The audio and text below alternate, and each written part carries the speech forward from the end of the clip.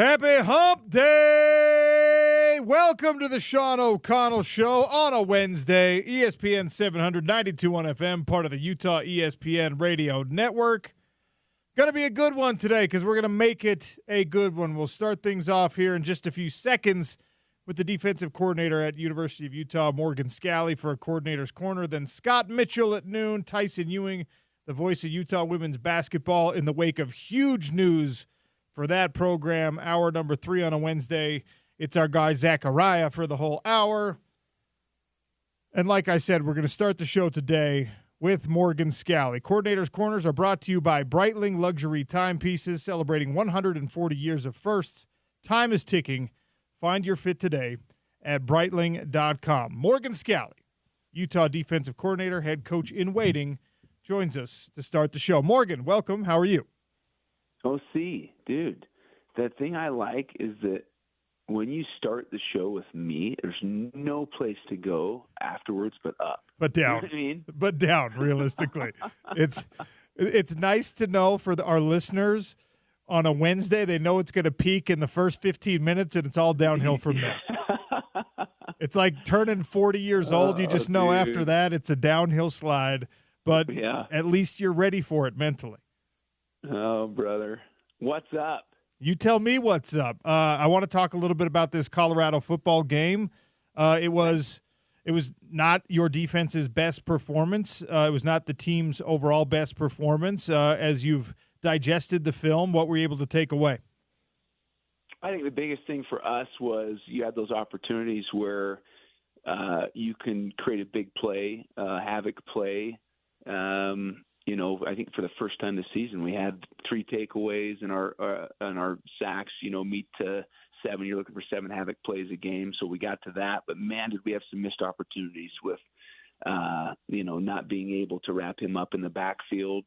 I think late there guys pressing and credit to them. They have the best wide receiver group that we've faced, the best, overall offense that we've faced, and the quarterback is as advertised. I felt like we had a good scheme. Our guys made some plays, but ultimately we came up short. The points scored is never what we would like at the University of Utah, but I'm proud of the fight of our guys. I'm proud continually competing, and definitely some things to correct from that game. As you're going through another week of practice and the frustration continues to mount, and now maybe for, I won't say the first time, but certainly most profoundly in this game against Colorado, your defense that is always, if they were able to find a positive from even the losses previously, it's like, all right, guys, we're doing our part and we're going to figure this out offensively, and then when that happens, everyone's going to be good. In this one, you probably had some self-evaluation on the defense more than perhaps in other weeks. Is the practice environment what you need it to be as the coordinator, as a guy who's going to be taking over this program as the head man eventually, even this far into a slide that nobody is familiar with? Is practice going the way that you need it to? No doubt. You got it. And, that's what you recruit kids for. And you spend a ton of time in the evaluation process. How tough are these guys? How much does culture really matter to them? And, the reason I coach is because of the effect that my coaches had on me for good. This is a great teaching playground for just life in general. Adversity is going to strike, and you may have periods of your life where, man, it just keeps getting more and more difficult. And those times is when you really find out about how strong the culture is. And we remind our guys, this is the point in time where there's 4 guys in your locker room. You have the cynics who are always going to try and point out where things are wrong, who do everything but look inside their 20 square feet of ownership. They've got all the answers. They're the ones that are getting the raw end of the deal. You've got the compliance. They're just there doing what they're being told to do. They're not adding anything to the program. Then you have your committeds, which you love, and you need those guys, and those are the guys that help the program run. Then you have your compelling, and these are where compelling guys bring others with them. Leaders are on a journey. They're bringing others with them, and these are where I'm grateful for the junior Tafunas, the Karene Reeds, the Conor O'Tools, the Van Fillingers, those guys that have been in the program, that understand the culture, that are willing to fight for the culture, the Keanu Tanavasas. I mean, you name it, we've got some good leaders. And if you were to come to practice, you would not be able to tell a difference. You just wouldn't. There's a ton of energy. Our guys are fighters. And, as much as I think people would like to think that things are falling apart at the seams, they're not. It's unfortunate the way the season has gone, but I love our guys and I'm proud of them.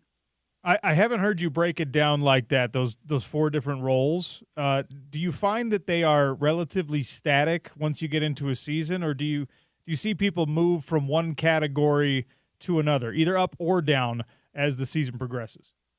Well, I think the more that they see culture is what you believe, it's how you behave, and it's the experience that's delivered by that behavior. And if the experience is great, regardless of the outcome, win or lose, if you feel yourself getting better, if you feel yourself improving, if you see the benefit of what we do, then you're going to buy in. Otherwise, it becomes too difficult, and you'll end up transferring, and that's fine. In this day and age, guys are going to transfer, but the ones that really buy into what we do here and behave the way we ask them to behave, man, is it an awesome experience for them.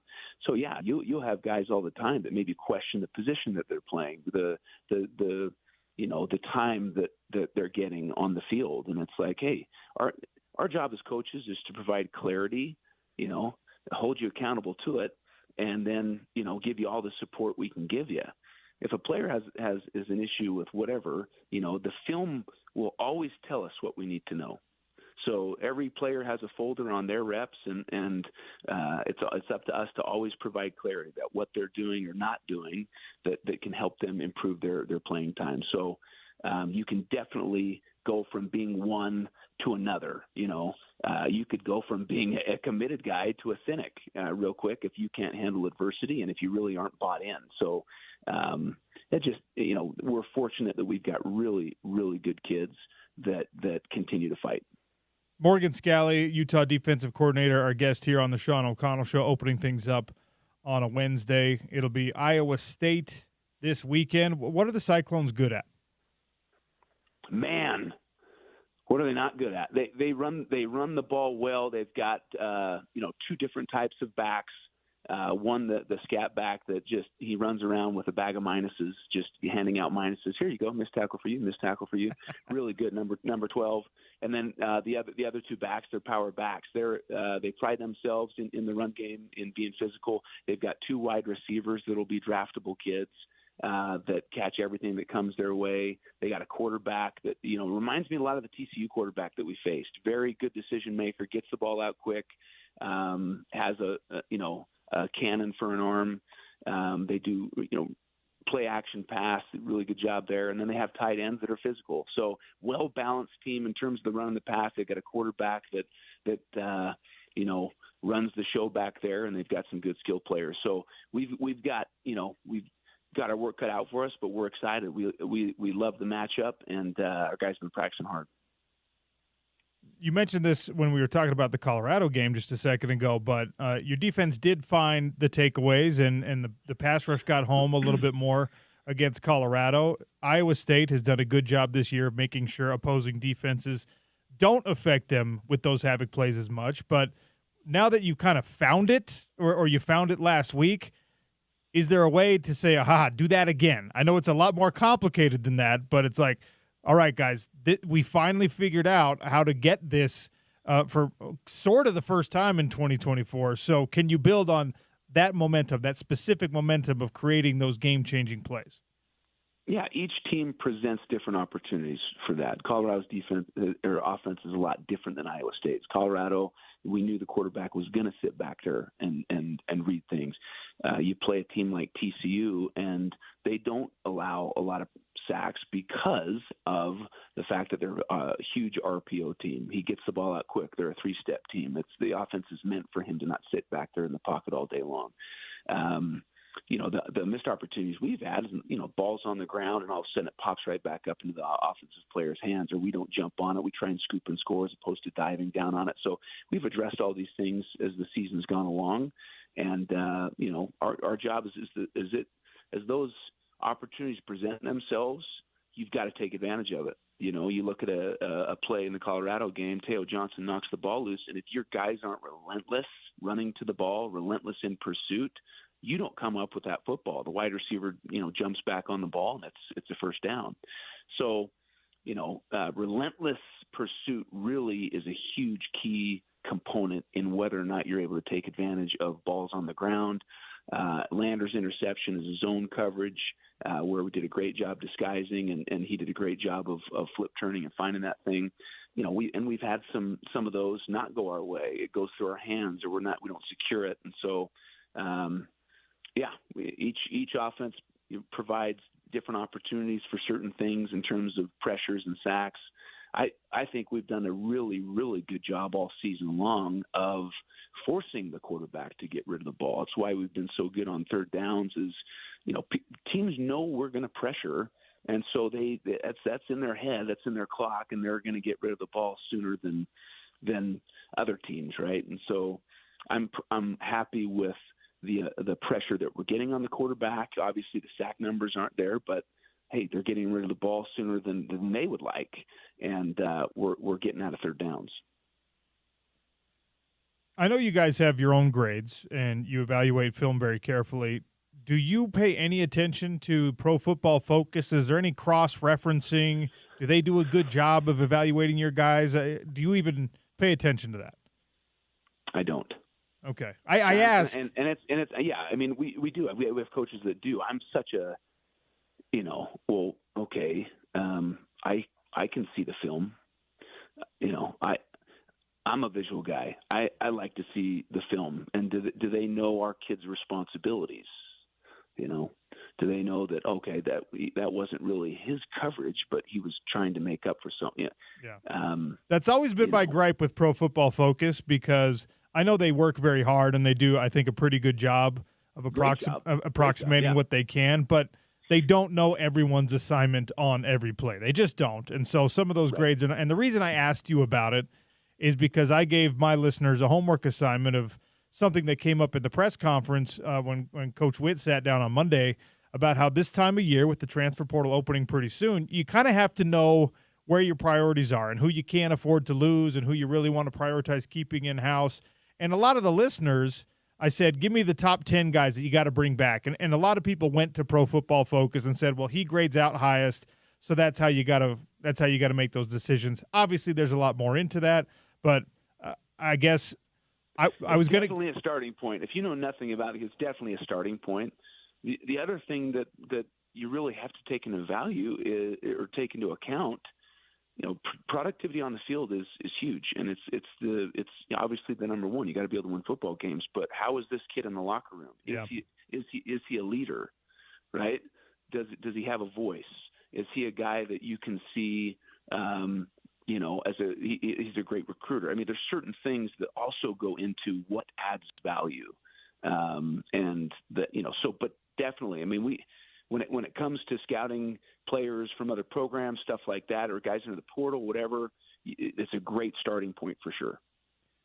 So Coach Witt mentioned that, with the new revenue sharing model coming and with NIL being a thing and with the transfer portal being so prevalent and so important for recruiting now, that, he said there's spreadsheets upon spreadsheets, how you're going to distribute funds, how you're planning on distributing funds, who you think you can keep, like all these things, which I don't know were a big factor, 5 years ago or 10 years ago in the game, but the lists are out there. Morgan, could you just do me a favor? We'll keep it between. Could you send me those lists? I just want to see, just email me the spreadsheets of what it looks like, how much money this program's willing to commit to a quarterback and a safety and a line. It'll help me sound a lot smarter on the air. So could you just, you could use a burner email account. Just, would you send those spreadsheets over to me, please?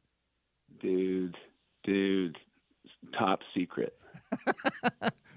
Yeah, I don't even know if I have. I don't have access to it. Okay, well, in all seriousness, though, I mean, we used to joke about this program. All right, if you've got your top level recruit, what are you committing to him? And the joke used to be, well, you're going to move him to the defense at some point, because that's just how Coach Witt is. And now you're in a much more collaborative role, it sounds like, with Coach Witt.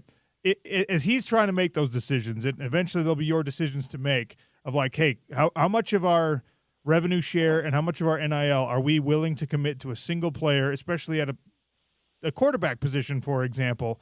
Like, are you over there on the defense having to campaign like, well, no, I really want to make sure that this guy gets taken care of because he's massively important? Like, do you have to advocate for that kind of thing as part of your job now? Well, everyone understands that it's all about the team. Teams win championships, not individuals. But obviously, there is, on the offensive side of the ball, the quarterback touches the ball every down. There is, and all you have to do if you're looking for a spreadsheet, go look at what the NFL does. Look at their model. Who do they value? And what are they paying those guys? And how would you expect it to be any different other than at the college level? You truly have to take into account in my opinion, the culture piece, because in the NFL you can't just leave every year, right? There's right now with the transfer portal you can just pick up and go, and so do they fit your culture? Obviously, number one is, are they going to help you win? But by the same token, if you bring in a guy that's just not a good dude, no matter how good he is on the football field, there's going to be some element of he's an issue in the locker room. Mm-hmm. You know what I mean? So that definitely plays in and I would say, I think people are unfair to Coach Witt in terms of, he sees an athlete, he's going to put him on the defensive side of the ball. I can tell you right here, I've been with him since 2006, and it's all been about what is his best skill set. And, whether that's defense to offense, I can't tell you how many defensive linemen we've lost to the offensive line, or, and so it's all about, what does it take to win? And we've had, a fair amount go to the offensive side too. But our philosophy has always been, it's always about the team. So I can't sit there and, moan and complain. No, it's, hey, what does it take to win? And let's do it. All right, last thing, because I know I've taken up a lot of your time. Is your relationship with Coach Witt more collaborative? Is it markedly different in any way this season than it has been in previous seasons? He gave an answer in the press conference about, a decision that is coming for Utah football and said, yeah, it'll be me and Morgan making that decision together. And I was like, I wonder if that's more the case with a lot of decisions this year. So I'm asking you. Well, yeah, it's been the case ever since I was named the head coach in waiting, and it's not something that's just like all of a sudden now popped up. He wants to know my vision of the future of this program and whether or not we agree on certain things. But I've always been and will continue to be very loyal to him and what he's done here. And but he's has zero ego and always wants to be able to include me and what do you think here, and has been very open with that. So yeah, could not be coaching with a better guy. Do you find that you're pretty aligned most of the time when those conversations come up, that you guys think very similarly anyway? Yeah, but we have our disagreements, and he's not. It's my way or the highway. I'm able to voice my opinion without him, thumbing me down or whatever. It's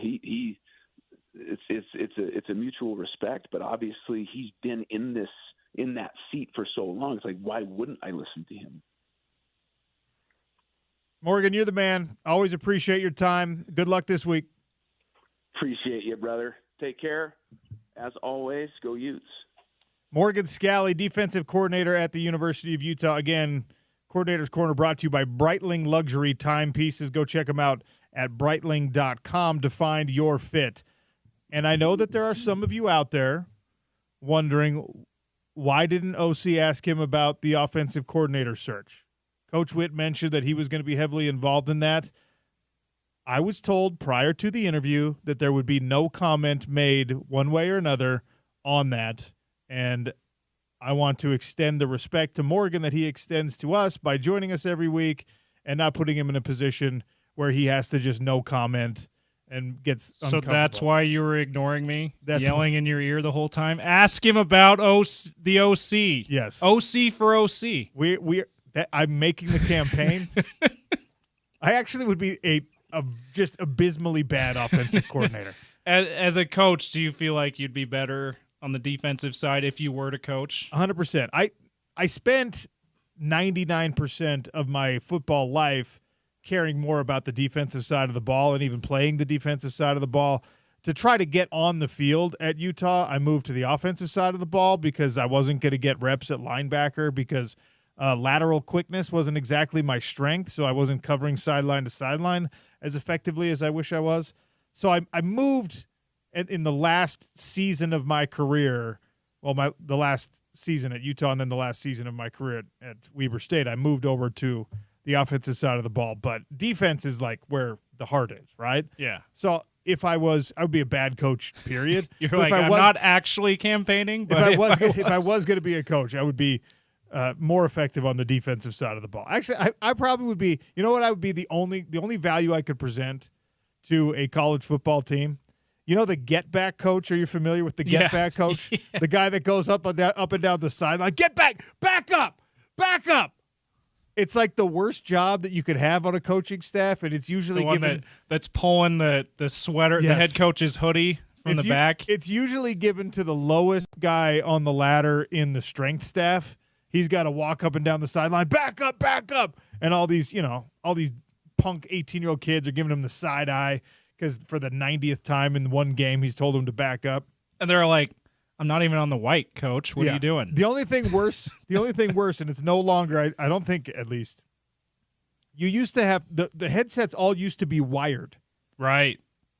So I've seen pictures of Kyle Shanahan being the wire guy or whatever they called it for his dad, Mike, in Denver. That's right. There were miles and miles of cable on the sideline, and they'd be getting, so there was someone who followed every coach around and had to make sure that his headset didn't get tangled up. Because you want to know what would get Urban Meyer to just end your life?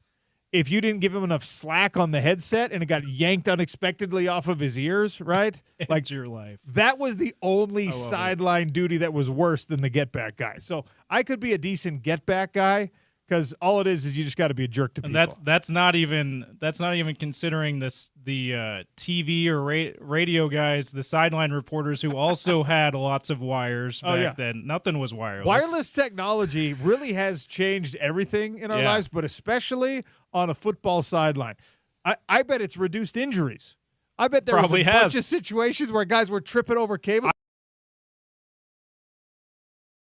Frustrations because, when you're dealing with air, things connecting over air, sometimes the connection gets lost inexplicably. Well, but I found out maybe a little less frustration because you don't have to deal with the wires. I found out that when we were at the Arizona State game and I filled in for Stevenson Sylvester on the sideline reports. Yeah. Arizona State is like the worst stadium in the world for wireless technology because, and anyone who's been down to games there knows this, it's directly underneath the flight path of the approaching and departing planes at the airport.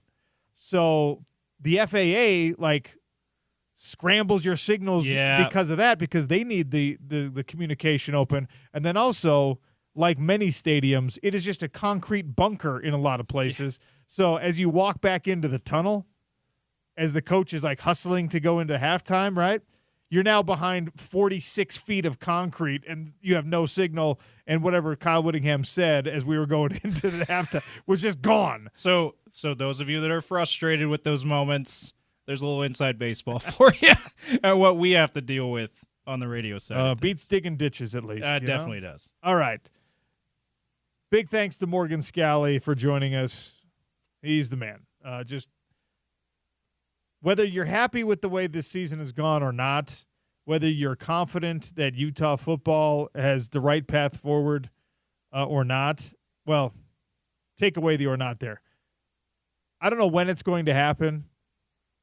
I think Kyle Whittingham should decide whenever the bleep he wants. I don't think there should be any pressure on him one way or another. But when Morgan Scalley takes over this program, the program is in good hands. It just is.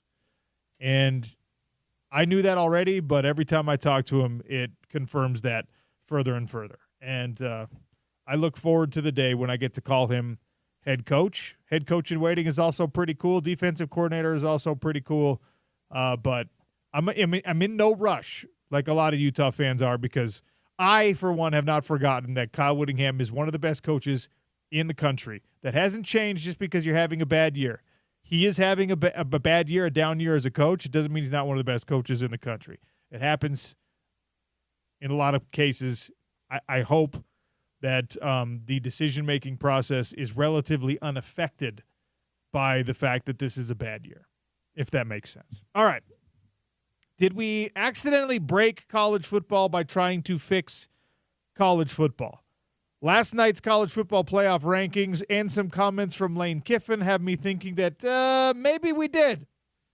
We'll discuss next on the Sean O'Connell Show. Opening segment, as always, is brought to you by Alvi Armani and alviarmani.com. If you're having hair issues, gentlemen or ladies, if your hair is thinning more than you'd like, let Alvi Armani help you out. Find them online at alviarmani.com and tell them ESPN 700 and 92.1 FM, the Utah ESPN radio network, sent you.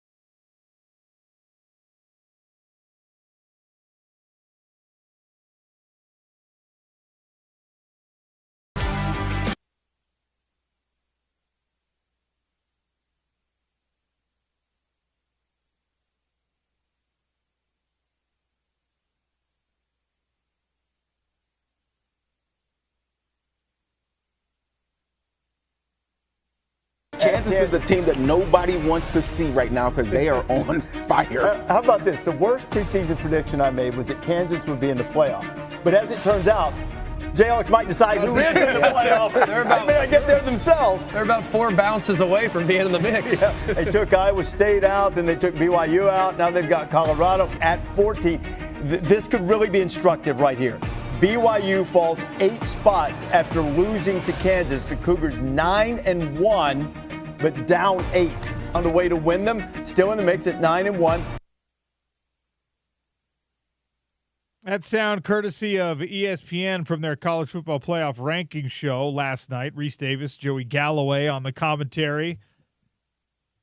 And yes, BYU, previously undefeated as we headed into last weekend, falls to Kansas, and as a lot of us expected, punished heavily for that one loss.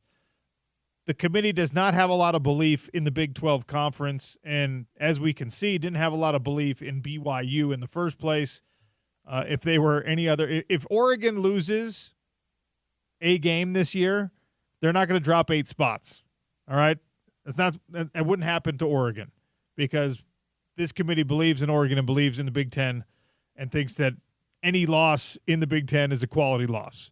They don't feel that way about losing to a Kansas team that everyone is saying it's such a horrible, like, stick in the back of your mouth cliche, but they're the best 4-6 team in the entire country. Ugh, I hate hearing that, even if it's true. The world's tallest short guy.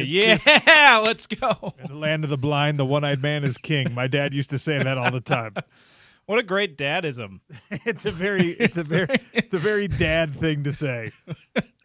I think the only other team in the mix for the playoff besides the group of 5 teams that might fall that far is Indiana with a loss. Yeah, because people they don't really believe in Indiana unless they're undefeated. This committee is just like the average John Q. Public of college sports who just is like, no. What I'm sure of is that the ACC is awesome and the Big Ten is awesome, and everyone else is like. So the reason I asked the question before we went to break, did we accidentally break college football by trying to fix college football? The fix that was proposed to college football playoff access was expanding from 4 teams to 12 teams because I think we saw a couple of situations, and probably most salient and relevant was Florida State missing the playoff despite doing everything they could do to control their destiny, handling the business in front of them and still somehow being left out of the picture. It made perfect sense to expand this thing, and it would have made sense to expand it to 16. It made sense to expand it to 12. I don't dislike this model, or at least I didn't believe I disliked this model that exists in 2024 with the college football playoff expanding. But then I saw some of these comments from Lane Kiffin. Lane Kiffin is refreshing in a lot of ways. He's not universally liked, but he has this sort of cantankerous relationship with the media, but also with his fellow coaches who engage so frequently in coach speak, and he is willing to deviate from that. He's willing to say things that other people are not willing to say. So whether you like that or not, you should at least appreciate that you can get some little truth nuggets out of a Lane Kiffin interview.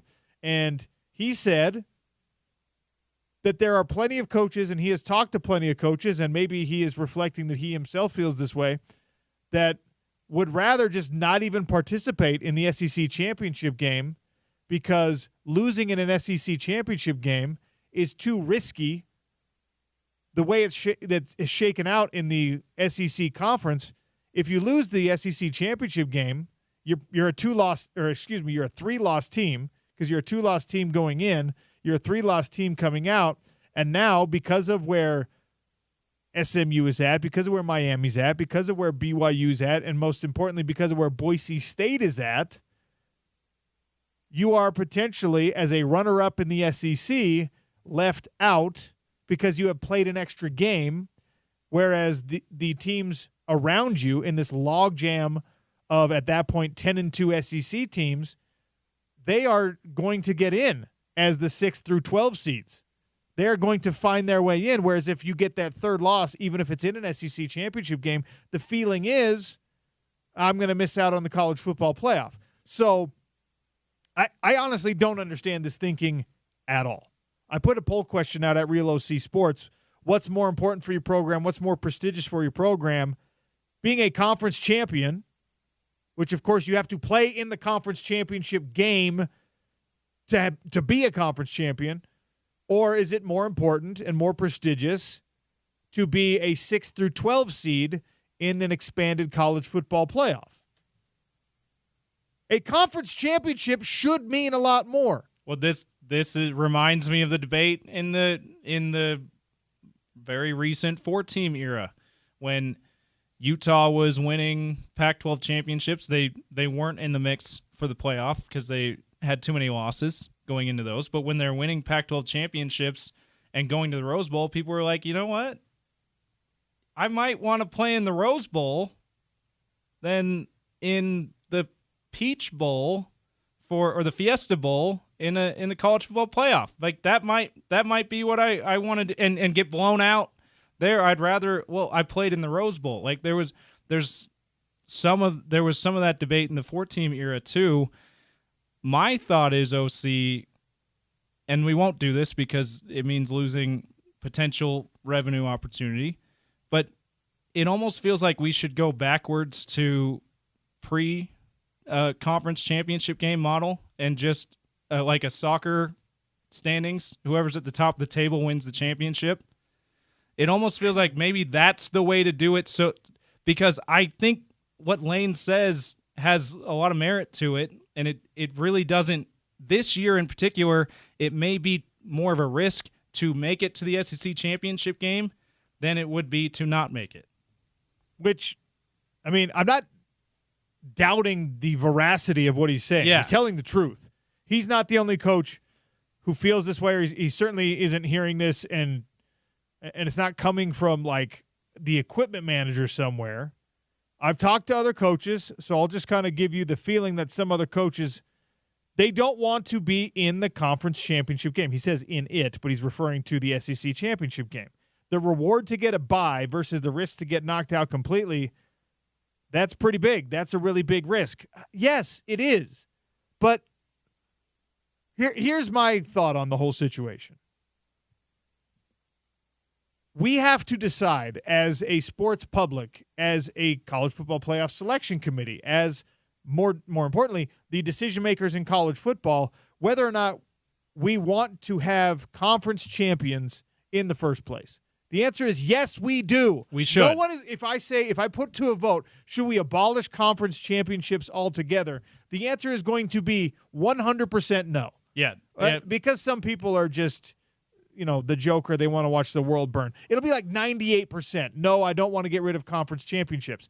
Well, if you don't want to get rid of conference championships, you have to do something now, today, to combat this sentiment that it's actually better to not even play for your conference championship so that you can sneak the back door into a college football playoff. If this is going to be the case, then guess who should get in?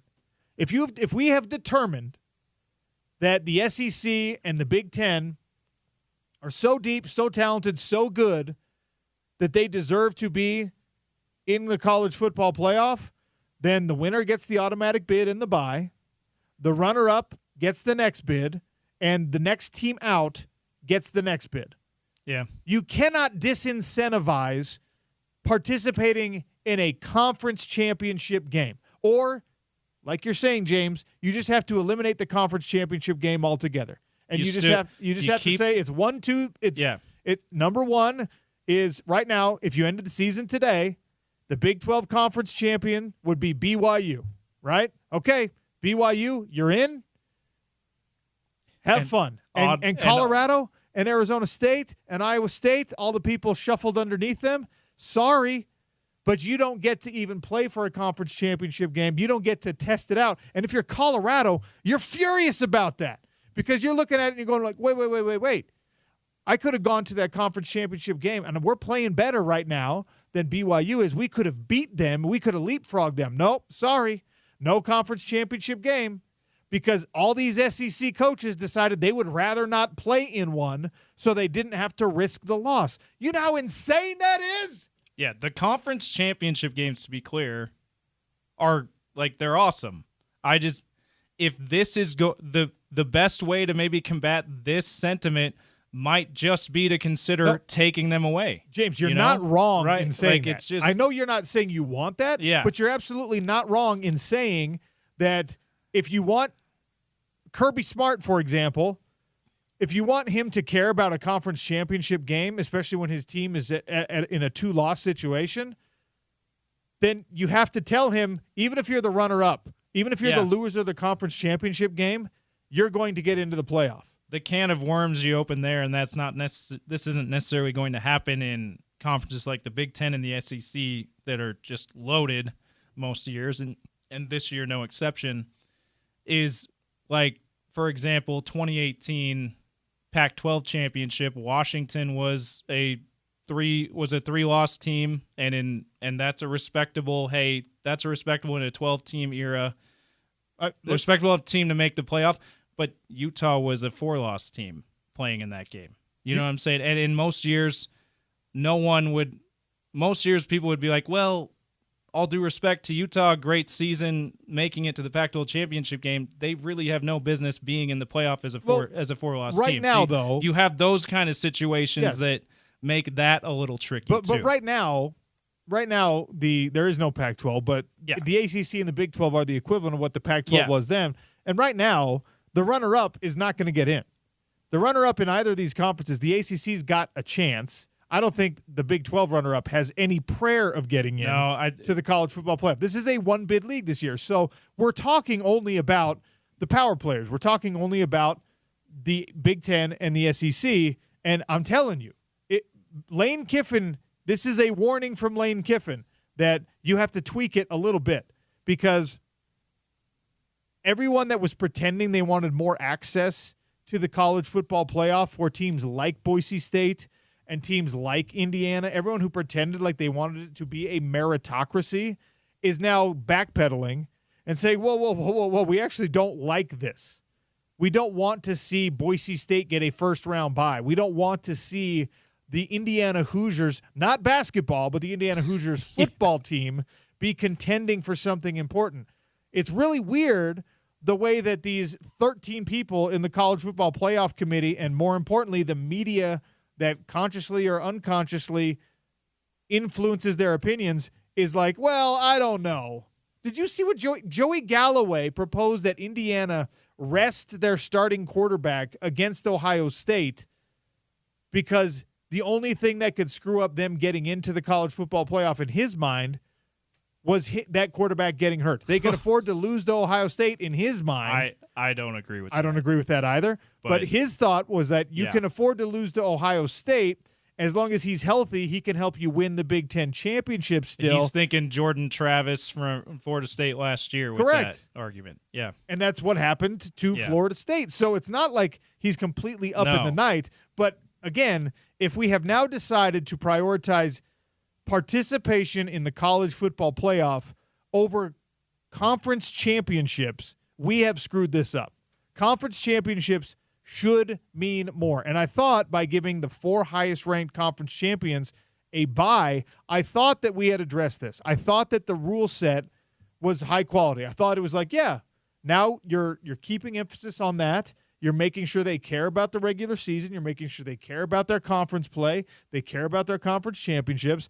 And then something crazy happened that nobody expected, and Boise State emerges as the highest-ranked conference champion, or one of the highest-ranked conference champions, potentially projected for now, outside of the Power 5, and now Boise State gets a bye, and all these, like, Southern gentlemen are sitting down there like, now I'll say, I can't imagine the Boise State Broncos deserve a first-round bye before my beloved Georgia Bulldogs.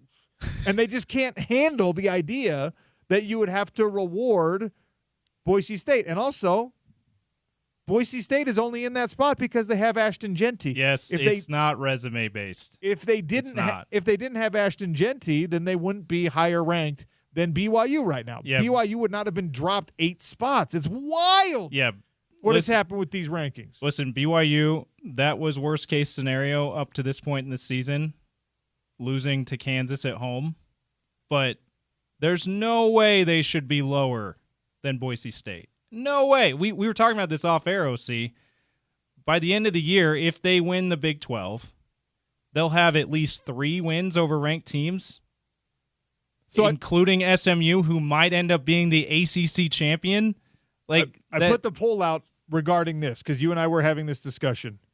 What is more? What if you're on the college football playoff committee? You are out there right now. Text me, call me, whatever. 877-353-0700. You can weigh in at Real OC Sports.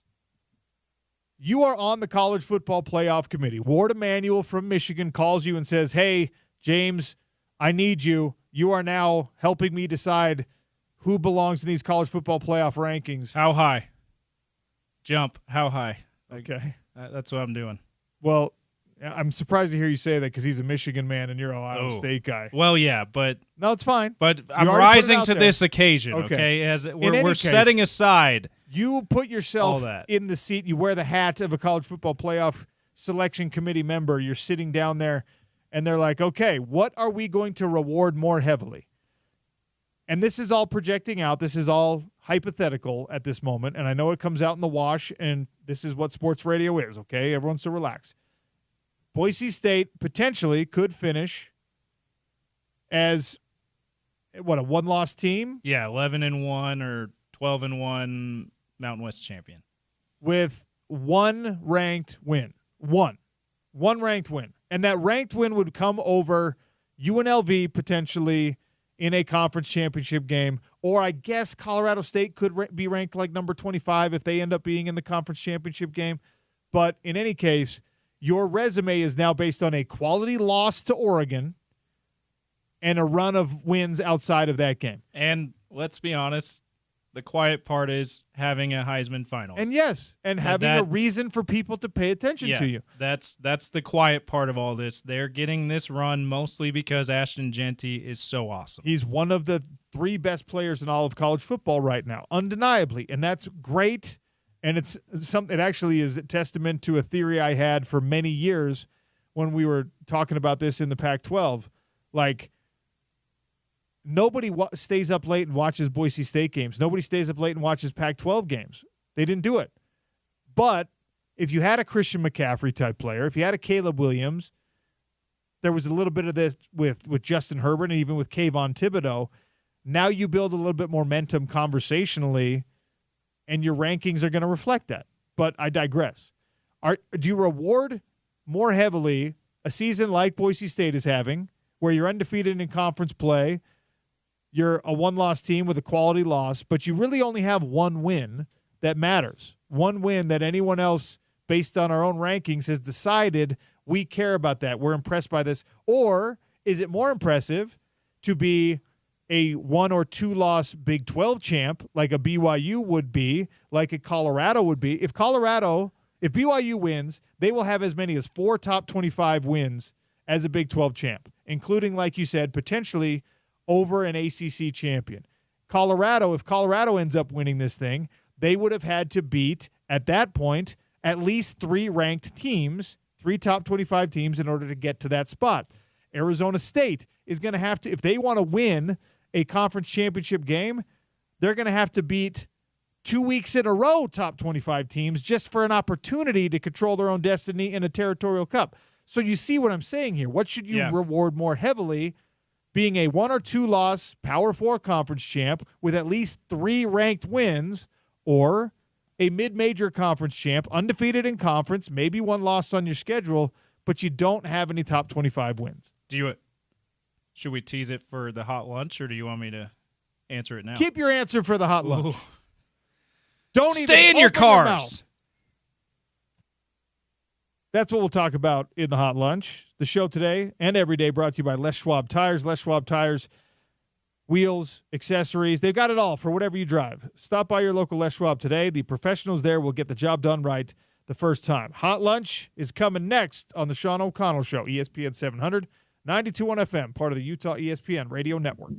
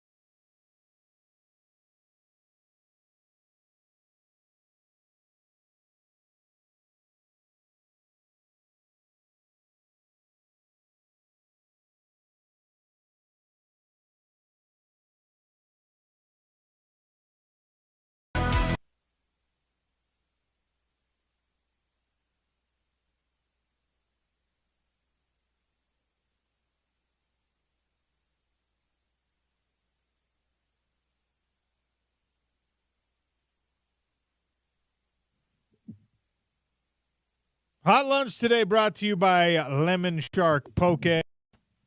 Freshest fish you can find, delicious fresh produce that is locally sourced as well to add to your poke bowls. Go in, tell them you want the OC bowl. It'll show you salmon in your life. James, I think, is partial to the hot sides, the bento box items. Things like that. I mean, I do like poke. I haven't had the chance to try it from Lemon Shark, so I do like the poke. But what I've tried so far is the bento boxes, those hot sides. The Kahlua pork sliders were so good. Those were really, really good. All right, time for some hot lunch. We continue the conversation we were just having about you are now a member of the College Football Playoff Selection Committee. You get to decide what you're going to reward more heavily. Are you going with a quality resume based on ranked wins, a quality resume based on an unblemished conference record, a quality resume based on quality losses, which is what a lot of these SEC teams and Big Ten teams are banking on right now? 12 teams get in. The 4 highest-ranked conference champions get the first round bye right now. According to the College Football Playoff Selection Committee, that is going to be Big Ten, SEC, ACC, and Mountain West, because Boise is currently ranked higher than BYU, who got hammered for their one loss to Kansas. It was not a good loss, to be fair. But, man, you have to value better, like when you have more good wins. You have to value more ranked wins in particular over, especially when you're talking about the level of competition. And I know it's not completely fair because you just play, the old line is we play who's in front of us, we play who's on our schedule, and we beat who's on our schedule. But level of difficulty needs to be considered here, and the Big 12 just is a tougher conference than the Mountain West. All due respect to Aggies fans, to Broncos fans, to Rebels fans, the UNLV that might be out there listening. You cannot compare, like if Boise State, I don't think it's completely unfair to say if Boise State had to play a Big 12 schedule this year, they have more than one loss. Well, they're not undefeated. We've seen how it looks, right? Yeah. I have a ton of respect for the elite teams in mid-major conferences. Yes. Because we saw Boise State, Oklahoma back in the day. We've seen TCU as a Mountain West Conference team. We saw the University of Utah as the original BS Busters, and then in the Sugar Bowl. Elite teams from the Mountain West Conference or other mid-major conferences can be just as good in a one or two game scenario, sometimes better than. And Boise, me saying what I just said does not make me, like, I still think in a one-game playoff scenario, they could upset a 5 seed if they end up being the 12 seed, like I think that they probably should be if they make the playoff. They could upset a 5 seed from the Big Ten or SEC in a one-game scenario, just like you just mentioned, just like we saw Utah beat Alabama, just like we saw Boise State beat Oklahoma way back in the day. Like that could happen again this year. There's also the possibility that it looks like Hawaii versus Georgia. Yes. Back in the day, right? And that's why you play the games. So, look, Boise State, we're not trying to take anything away from you, except you have to do these votes, these rankings. They have to be evidence-based. And evidence-based is that Boise State to be in the playoff, that deserves to be in the playoff if they continue to win, that is clearly much better than the rest of their conference. If you put them in a Big 12, if you put them in an ACC, if you put them in an SEC or a Big 10, certainly an SEC or Big 10, they're going to be a 3-loss team or at least a 2-loss team, and that is not an insult. You know why that's not an insult? Because right now the SEC has a bunch of 2-loss teams that are top 25 teams. A couple of them being Alabama and Georgia, who are always considered championship contenders, and one of them always seems to win the championship every year. I mean, like, how many people have we, college football insiders, have we brought on and said, all right, nobody's going to finish undefeated probably this year. Maybe Oregon does. We'll see. But who's your national championship frontrunner? Like, everyone's, well, it's Georgia because they passed the eye test. Look at what Georgia's got. They've got a bunch of NFL guys. Georgia is stacked talent-wise. They've got a good coach. And so when you do that, you're just like, okay, I don't disagree with you, but this means that if you're Georgia, you don't even want to play in a conference championship game. You just want to be there when the elimination games start happening. And if you're there when the elimination games start happening and your talent rises to the top, then, you've got a shot. Well, Boise State deserves its shot. You know what? Army might deserve its shot. Yeah, Army, if they go undefeated, if they beat Tulane, more than likely in the American Conference Championship game, they might end up higher ranking than Boise State. We'll have to see. And by the way, the same question applies to Army. Yep. Are you going to reward more heavily Army finishing undefeated potentially, Army being a one-loss team potentially, with one meaningful win, or are you going to say, well, the ACC champ, the Big 10 champ, the Big 12 champ, even with a couple of losses, has had to beat tougher teams on the way here? I'm not saying leave anybody out. I'm saying the first round bye. With the seeding. The first round bye, I disagree wholeheartedly with what those SEC coaches were talking about. Like, it's not a big enough reward. First round bye, when you have to have, in this case, like Oregon timed their bye very, very well. So Oregon is on a bye this weekend, and then they play Washington to finish their season, and then it'll be Big Ten championship. They've already clinched their spot in the Big Ten championship. It'll be Washington, Big Ten championship, bye week, 3 playoff games. Imagine if they don't have that and they go game this week against whomever, even if it's like Wisconsin. Let's say it's Wisconsin instead of this week instead of last week. Imagine if they had to go Wisconsin, Washington, Big Ten championship, playoff game against the top 12 team, another playoff game, another playoff game, another playoff game. You would be asking even the best team in the country, you'd be asking them to play 7 tough games in a row, 4 of them being against teams that are deemed top 12 in the country. 4 in a row against top 12 in the country. Yeah, that's... Even if you get the first round bye, that's a lot. You have to win 3 in a row against the top teams in the country. You're telling me that first round bye is not massively important? 4 in a row, James, after a conference championship game. So realistically, 5 in a row against top 25 teams. You have to win to compete for a national championship. And you're telling me that bye isn't a big enough reward? Kirby Smart, Lane Kiffin, whoever else is complaining about having to be in the SEC championship game, that bye is going to save your behind. Because otherwise it's at least 5 in a row against top 25 teams. I was thinking about this yesterday. Imagine if one of those SEC teams, say it's Georgia, who doesn't win the SEC championship, but gets in the playoff. Imagine if that first quarterfinal game, whatever it is, a key guy gets injured in that game.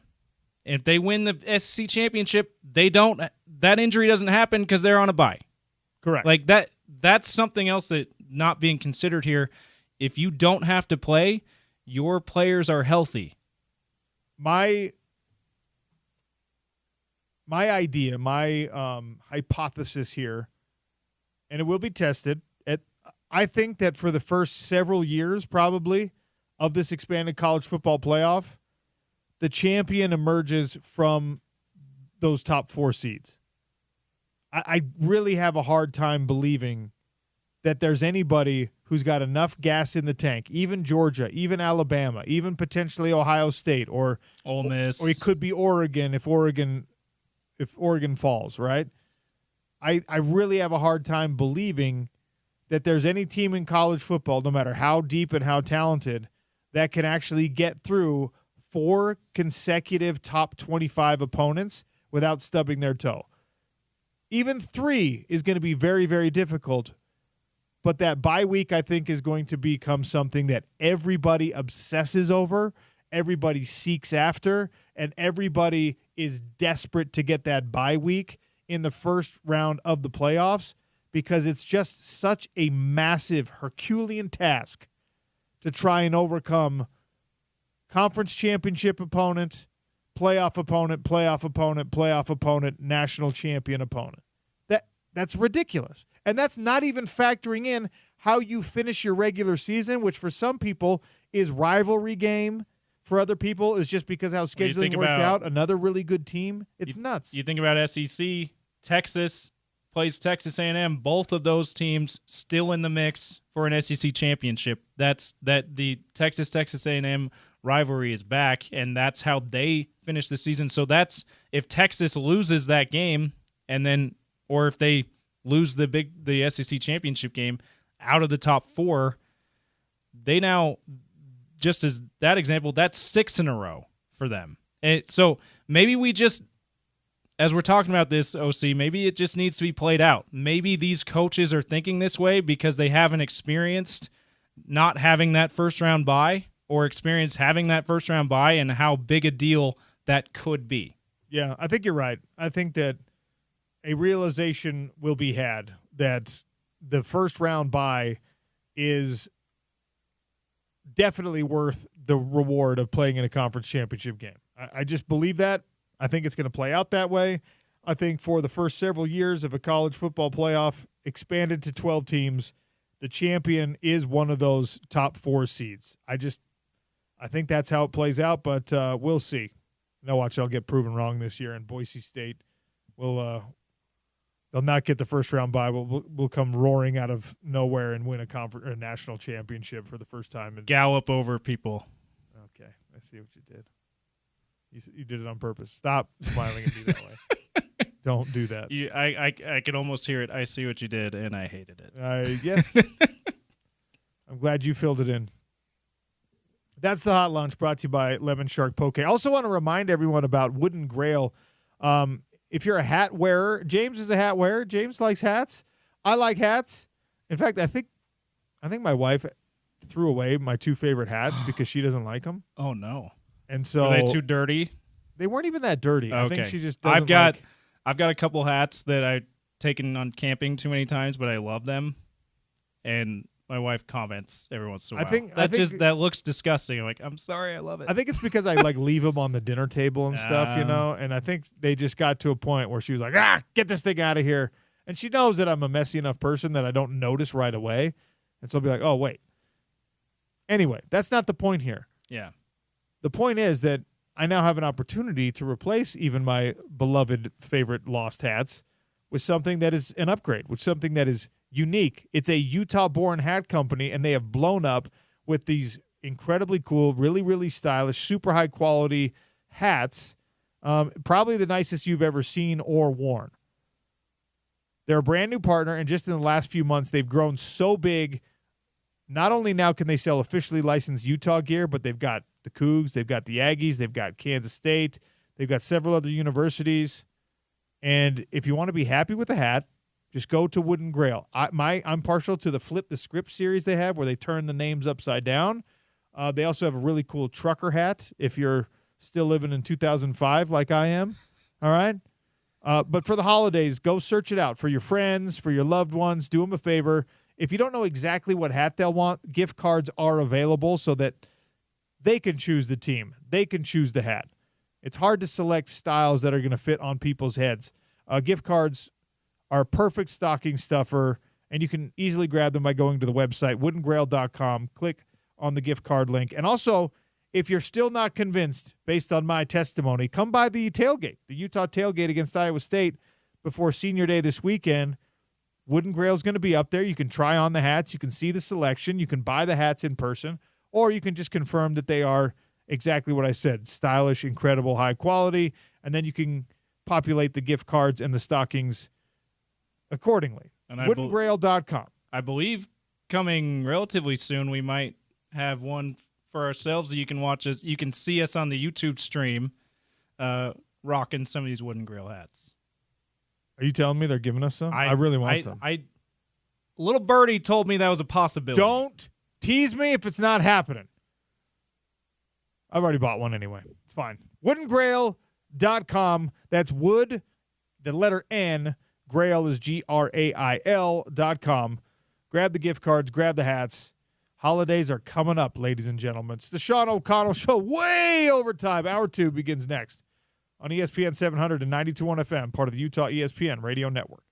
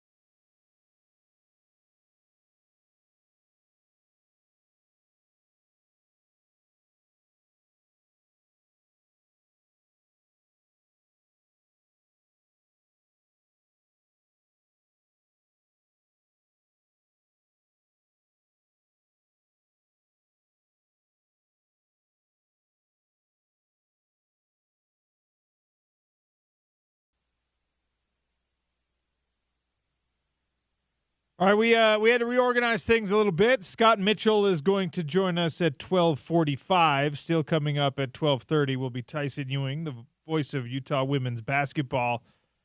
A major shift in the direction of that program, and we'll talk about it a lot with Tyson. But for those of you who missed, Lynn Roberts, beloved coach of Utah women's basketball, friend of the program, one of the greatest people in college sports to have conversations with. She got the job as the LA Sparks head coach in the WNBA. Which is huge, obviously. A massive congratulations to Coach Rob, but Here's the thing. All of us that have been spending time, scratching our heads about, I don't know if these changes in college sports are really good for the longevity, and if they're really good, I want players to be able to capitalize on their name, image, and likeness, and I want them to have freedom and flexibility in where they end up and where they go, and transferring is fine. And, even though some of the changes are hard to process, something like this, and I don't begrudge Lynn Roberts in any way for taking the opportunity, something like this reminds you why these changes were called for in the first place, especially in regards to transfer. Because a coach at any time can and will take an opportunity, take a job that is better for them, better for their family, better for their financial situation. And in women's basketball, because of the way that the pro season and the college season lines up, that could mean that right after you begin a campaign as a college basketball team, your head coach, while you're actually in regular season play, is like, hey, I got to go. I got to take this job. It doesn't work that way in football 99.9% of the time. It doesn't work that way in men's basketball for the most part. But women's basketball has allowed for this. Really, I mean, it's an unfortunate situation for the Utah women's basketball team. Now, Gavin Peterson, who has been elevated to the head coaching position, he's being unanimously praised as the right pick. He is someone that this team loves. He is someone that has had a huge impact on the shaping of the culture, on recruiting, on everything. He has been the right-hand man for Lynn Roberts. And she's not taking, as far as we know right now, she's not taking any of the other assistants. So she's leaving the program as intact as one could be asked to leave it. But it is a stark reminder of just how imbalanced the system was in the past in favor of coaches, because coaches can do this. Coaches can get a pro team, another bigger conference team or whatever, to buy them out and to poach them and to take them to greener pastures whenever the bleep they feel like it, and that's not the case for athletes. Athletes are just now, in the last few years, able to control their own path moving forward in college sports based on whatever. And we don't always agree with the whatever. We don't always agree with the, well, you should stay and fight it out for more playing time. You shouldn't expect that you get to start as a freshman. You should stay because you're already getting a great education, and maybe there are NIL opportunities that are more lucrative elsewhere, but you're here playing for a really good team and you're competing for whatever. So, like, just stay where you're at. We don't always agree with the reason that athletes want to go from place to place. And I think there is something to be said about the idea that when you're in Lynn Roberts' position as someone who knows exactly what they want in life, who's, was long tenured at the previous two jobs, probably knows when the right time to go is and what is it truly is an opportunity you can't pass up. You know that better than a 19-year-old knows it when you're in your 40s. I still believe that. So maybe guardrails and reflection and advice and things that we have not yet officially put into place for college athletes, maybe they still have a place. It's not fully apples to apples, but it's kind of like a red apple to a green apple comparison when a coach leaves and now when an athlete leaves. Still an apple. It's like maybe it's an apple to a pear at the most. There different. You go. You apple to peach. Nah, too different. The stone fruits are very different than apples. It's like peaches and plums. Different, but same. Okay. Well, peaches and nectarines for sure. It's basically I still don't know what the difference is. It's the fuzz, basically. If I'm being honest, when someone's trying to sell me a nectarine or a peach, I'm just like, yes, I know I like both of them, and I won't really be able to tell the difference. I like less hair on my fruit, so we'll go with the nectarine. Have you ever noticed that they don't have like seasonal nectarine pie? Yeah. You don't go to Arctic Circle and they're just like, it's nectarine shake season. or nectarine cobbler, but they have peach cobbler, peach pie. Yeah, what happened? Were the nectarines just left out of all of the baking? You can only eat them off the tree. You can only eat them stand alone. Some medieval custom, no doubt. Salsa, peach salsa. No one's ever tried to sell me nectarine salsa. Would you? Never. You'd go for the nectarine salsa. I would. Though, I'd right? be like, it just tastes like peach, but there's no fuzz on it. I've never wanted fuzz in my salsa. It's not like they leave the skin on anyway. Exactly. So why not? James, I need you to find these answers for me. Why is there no nectarine pie? We're gonna find it. 877-353-0700. Can we get someone from Marie Callender's on the line? Get someone from Big Peach or Big Nectarine. I assume they have large industries. Big Peach. Yeah. I love that, by the way. Just putting big in front of when we don't know the name of the industry, just putting big in front of it. That's right. Big Peach. Big Peach. Big Tech. I've never even heard Big Nectarine. I don't know if there's a nectarine industry. I think they're getting shafted. I think. Have you ever had a Dum Dum? Like, those little suckers that I think they last manufactured in the early 80s and we're still using the same supply from back then? You ever had a nectarine flavored one? No. Exactly. I mean, I had a peach. I mean, I think I have because they're basically the same, but they label it as peach. So nectarine just unfavorable for branding. Is that maybe what that's what it is? Nectarine is BYU in this week's college football playoff rankings, and peach is Boise State. Is peach just kind of like Kleenex, where we call chapstick, but the lip balm is really the name of the product? Yeah. Tissues, Kleenex. Yeah. Is a peach like? How many times am I being fed nectarine products and they just call it peach? This is a conspiracy we will get to the bottom to. I'm actually a little upset now. I don't even know how we got onto this conversation. 877-353-0700. If you're up there in where's the Peach Center Georgia, of Utah, right? Oh, of Utah. Sorry, I thought you were talking about the country. I don't think we have a lot of listeners in Georgia. But would it be Fruit Heights? I don't know. If you're up there in Fruit Heights. Fruit's in the name, so maybe it's Fruit Heights. When's the last time you drove through Fruit Heights? It's been a while. Dude, I don't think there's any fruit left in Fruit Heights. Yeah, I used to make a lot of houses. I used to make that drive all the time up on like Highway 89 when I was at Weber State. We'd drive up there like every day, right? And you'd be driving past these farm orchards, farms, Nothing. It's all just neighborhoods. What happened? Is Fruit Heights now House Heights? Is it just Heights? No fruit. City council. How depressing is that city council meeting? How horrible is that one? I motion to remove fruit from the Fruit Heights name because now Cherry Hill is just now called Hill. Oh, don't do that. Yeah, you can't even have the jingle anymore. I had too many Cherry Hill. It's no longer called that. It's just too many good times as a kid at Cherry Hill for me to be on board for that. Do you remember the trampoline game at Cherry Hill? Oh yeah. That thing was the best ever. The pirate ship and the swimming pool, so good. Great water slides, underrated. You poorly supervised back when I was a kid, so you could do whatever you wanted on those water slides. It was just some teenager sitting there just napping most of the time because nobody had phones back then. And you could, on water slides, I was just one at a time. They didn't even bother telling you that at Cherry Hill. No standing.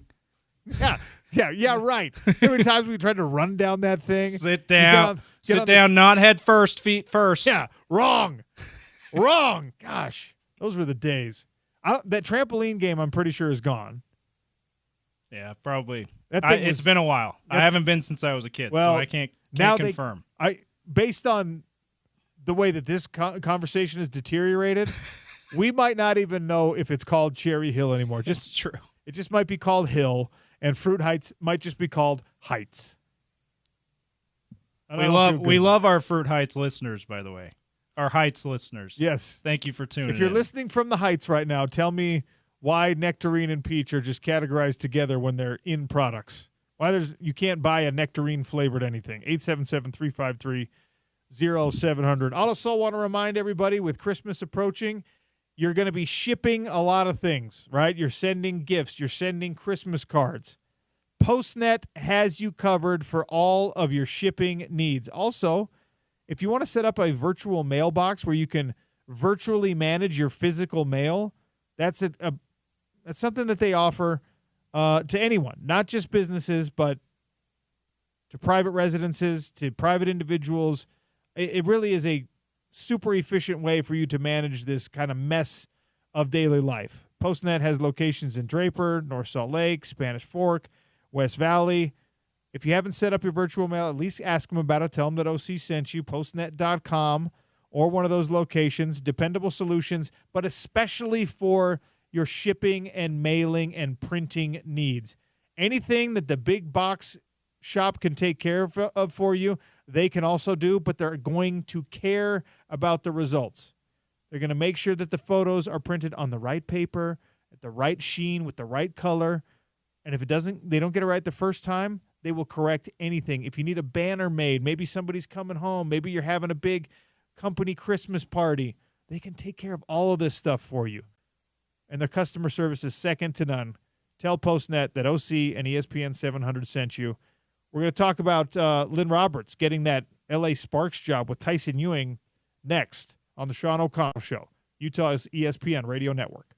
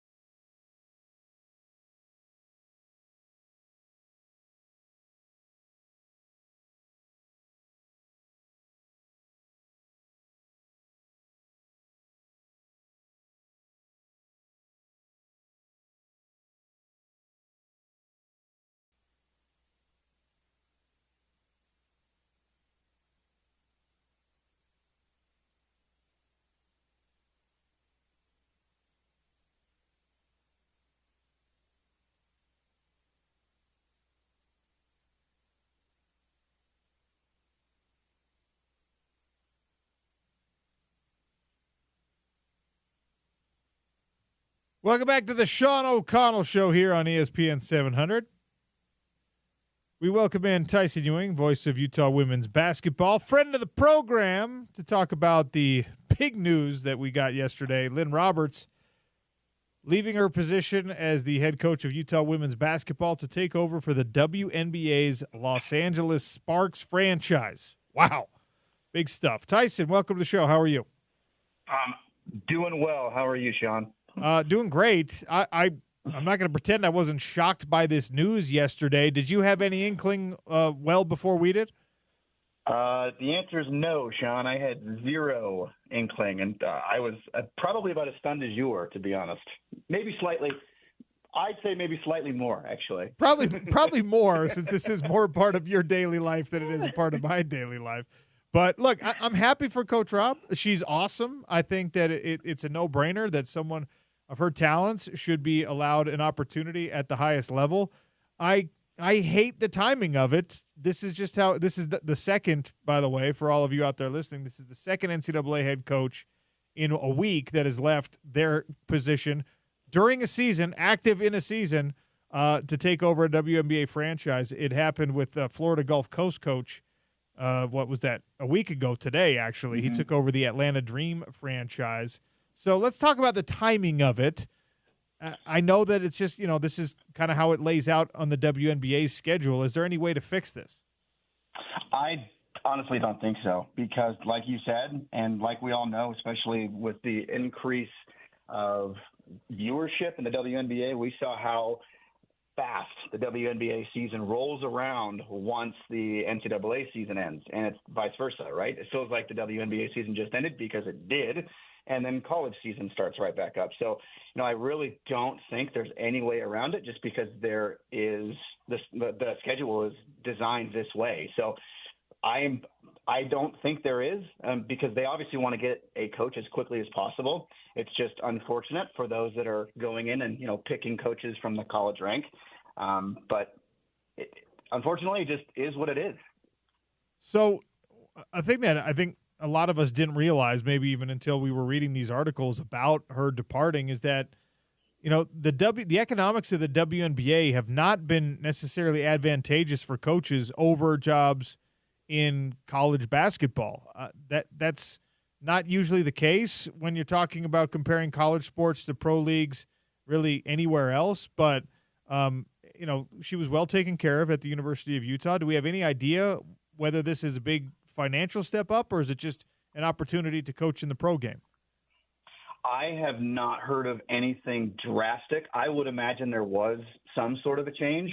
I don't see that it would be much more than she was making here at the U.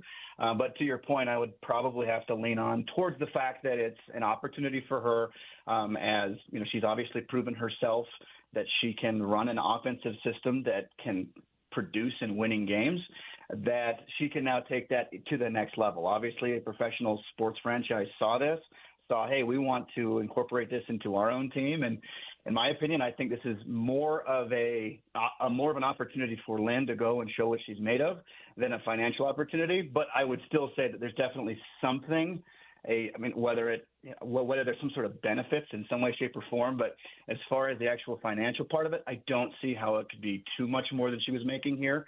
But to your point, I think it's such a great opportunity for Coach Rob to be able to really showcase to the entire world what she can do. She's obviously shown that in the greatest conference in women's basketball in the Pac-12. But now she can take that to the highest level in professional women's basketball, and she can actually showcase that this is a way to win basketball games. I think it's such an awesome opportunity, and can't wait to see her and see how she's able to flourish next year. I think we'll all be rooting for Coach Roberts as she transitions to the pros. But, of course, the priority here in Salt Lake City for most of these women's basketball fans is, well, what's it going to do to the Lady Running Utes? And we know that Gavin Peterson has been elevated from his associate head coach position. The social media response to this, Tyson, has me highly encouraged, because everyone close to that program seems to be applauding this decision. Yes, because Gavin and Lynn have been together for years. They, in fact, came to Pacific from Pacific to Utah 10 seasons ago. They have been through thick and thin together, and I personally believe the transition will be seamless. Simply because he's going to incorporate the same type of offensive system that she did. And he was, for the longest time, for the first, 5-6 years, he was you can kind of call it the defensive coordinator type. So he was the one that was, fighting with the defense in practice and getting them ready defensively. But as he and Lynn have adopted this new offensive style, they've worked together. And I think when he was elevated to associate head coach, I feel like this, obviously at the time you look back and you don't think that that he's going to eventually take over. But I do think that this allowed him to kind of have more of a head coaching type role to prepare him for this, for this opportunity. The team, the previous players, to your point, if you go back and you look at the social media from previous players, everybody is saying how excited they are for Gavin because, he's shown that he is a winner. He's shown that he is a coach that can get players to buy into what he and, obviously what Lynn was preaching. And he's a very likable person. He's somebody that we've had on our airwaves a couple of times after games. And, Miley and I have stated several times off the air how fun it is to interact with him. He always comes up, gives us, a little fist bump before every game. Always asks us how we are. He's a very personable guy. And just honestly, I just believe fans are going to seamlessly transition to this very, very well, just as I believe, and this is just a belief, but I believe that the players will transition very well. I don't think you'll see too much change, if any, on the floor. Okay, so consistency on the floor. What about in the recruiting picture? Just last week, Utah announced that they got a 5-star commit. They got a 4-star commit on the same day, I think. Are we going to be able to see these young ladies still keeping their plans intact to come play at the University of Utah? I personally believe so. You're a former college athlete yourself. I wasn't quite good enough to call myself a college athlete, but in conversations that I have actually had with, my analyst Miley, she says kind of the same thing about how coaches, the college coach, the assistant coaches are usually the one that goes into the homes and you kind of build relationships with those assistant coaches. You like to believe because, like you said, 13th ranked recruiting class in the nation next year is Utah women's basketball. Like you said, 5-star, 4-star, and then I believe a fringe top 100 player coming in next year as well. So 3 exceptional players that are going to be coming in. Obviously, National Signing Day was huge.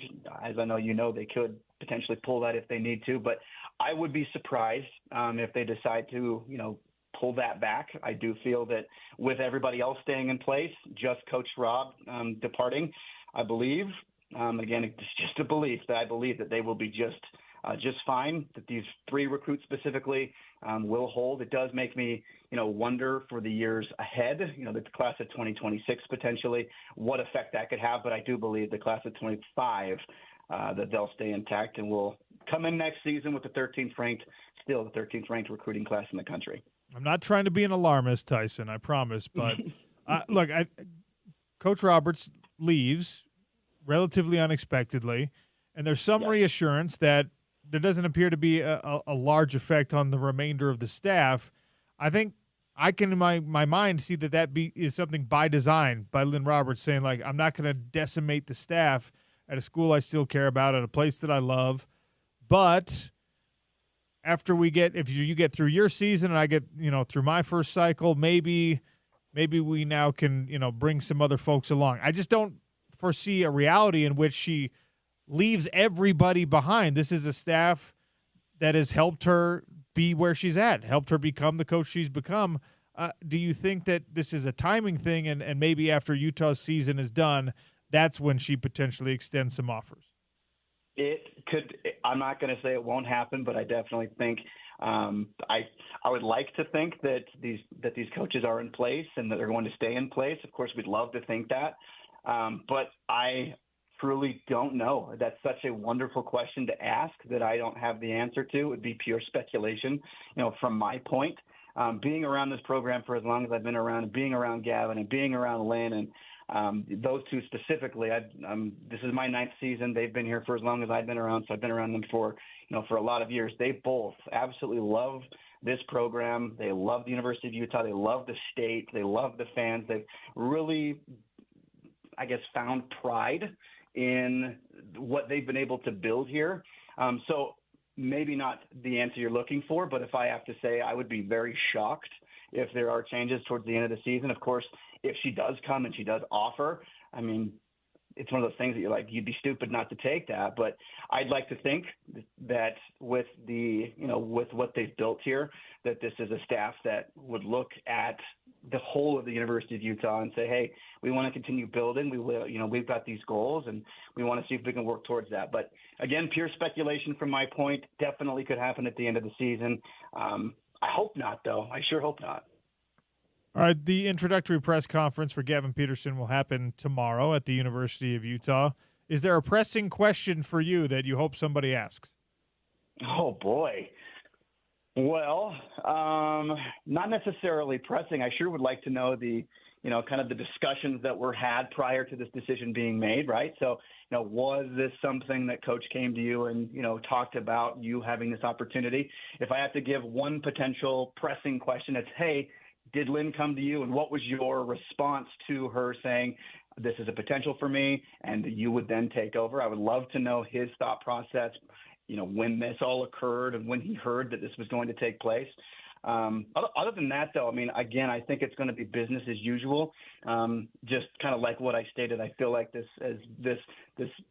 team, this offensive scheme that they've come up with is going to stay intact. And so, more than anything, it's just what was kind of the process of how this all took place, how it took place, and going back to the very first, your first reaction, my first reaction, just how shocking it was for all of us to hear.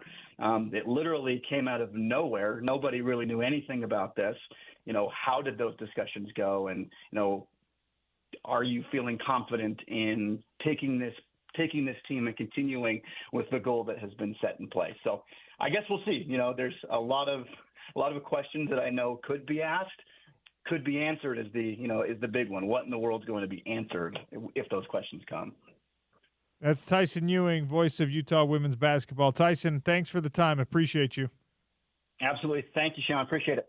Utes Insider today brought to you by Metro Elevator, Utah's preferred vertical transportation experts over at Metro Elevator. All right, we'll do some Big 12 at noon in the noon hour, as is always brought to you by Mountainland Supply. Visit them at mountainlandsupply.com. That'll be Scott Mitchell, who joins us next in a little reschedule. It's the Sean O'Connell Show on ESPN 700 and 92.1 FM, part of the Utah ESPN Radio Network.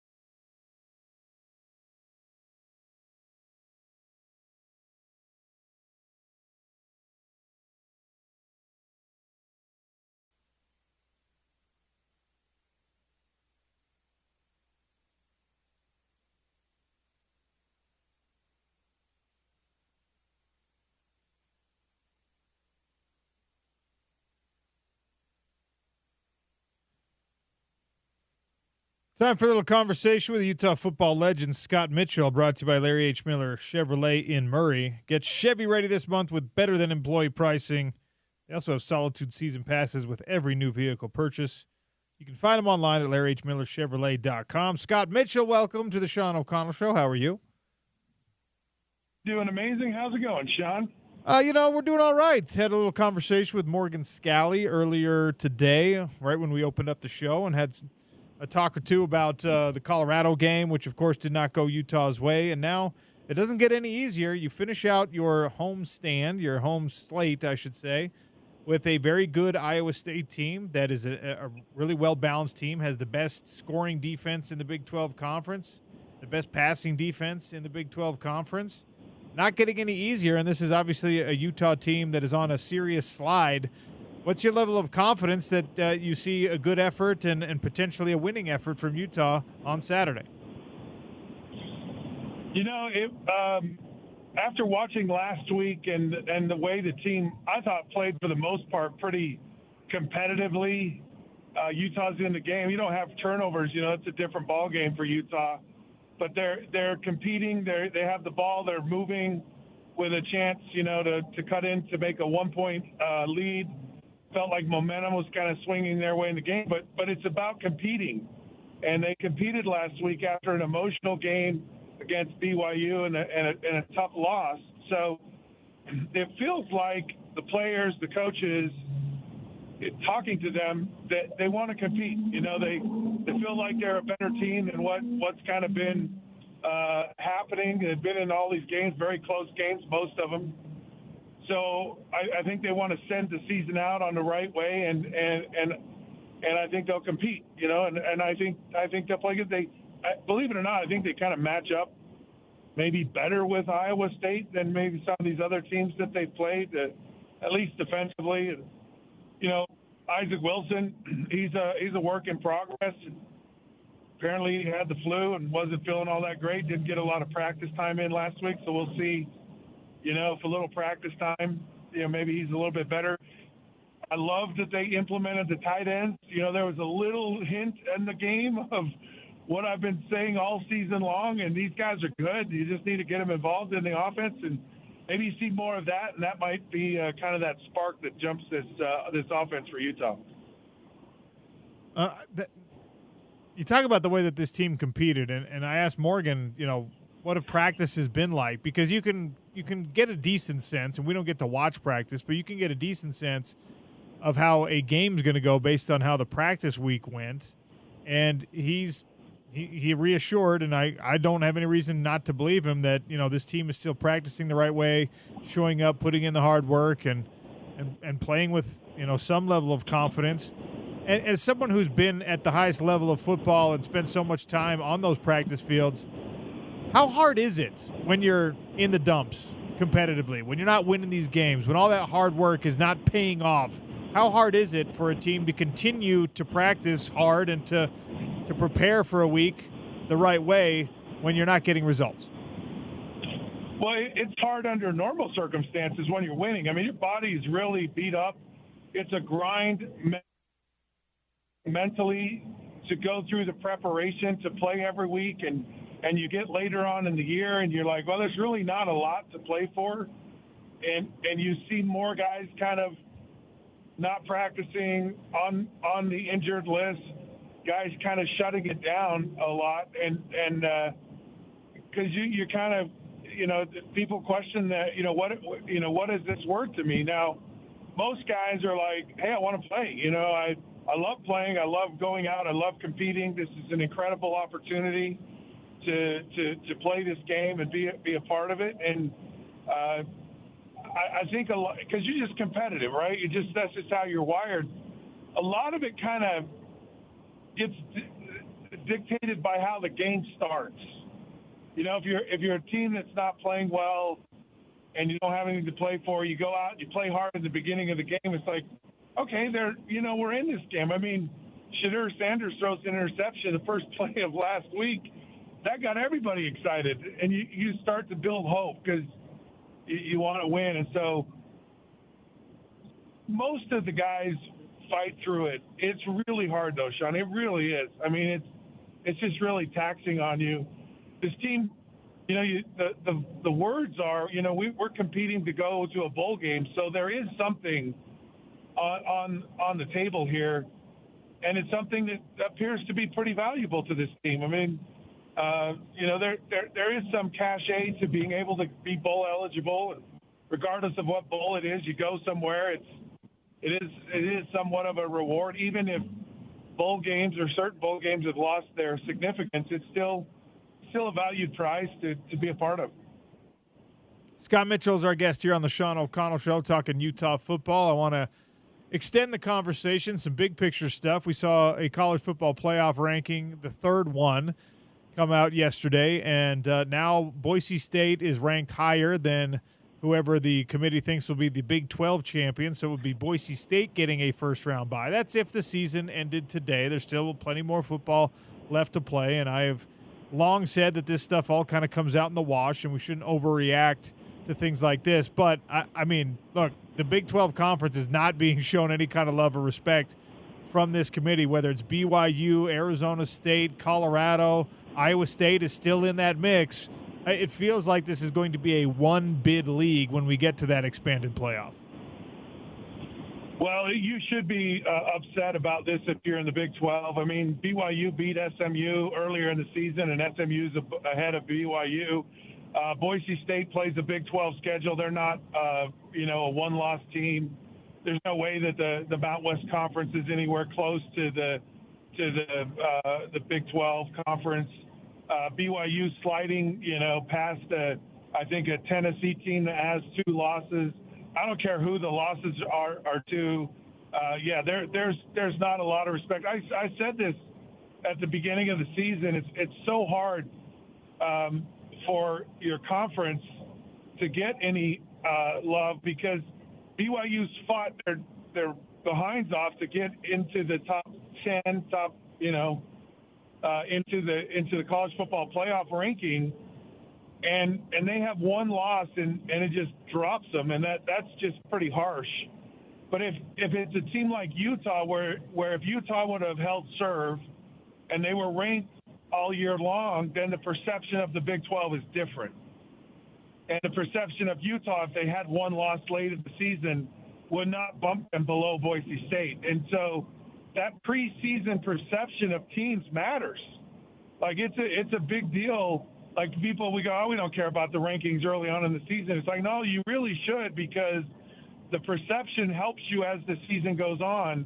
You know, if you continue to win and you're a good team, then people are going to see you as that good team. But if you're not a good team at the beginning of the year and you fight your way all the way up there, they're really quick to drop you, you know, if you have a loss. So, yeah, there's not a lot of love for the Big 12. And, you know, you have a Colorado team that might be the best team in the conference, and they've got a lot of cachet as far as, you know, they'd be a good participant in the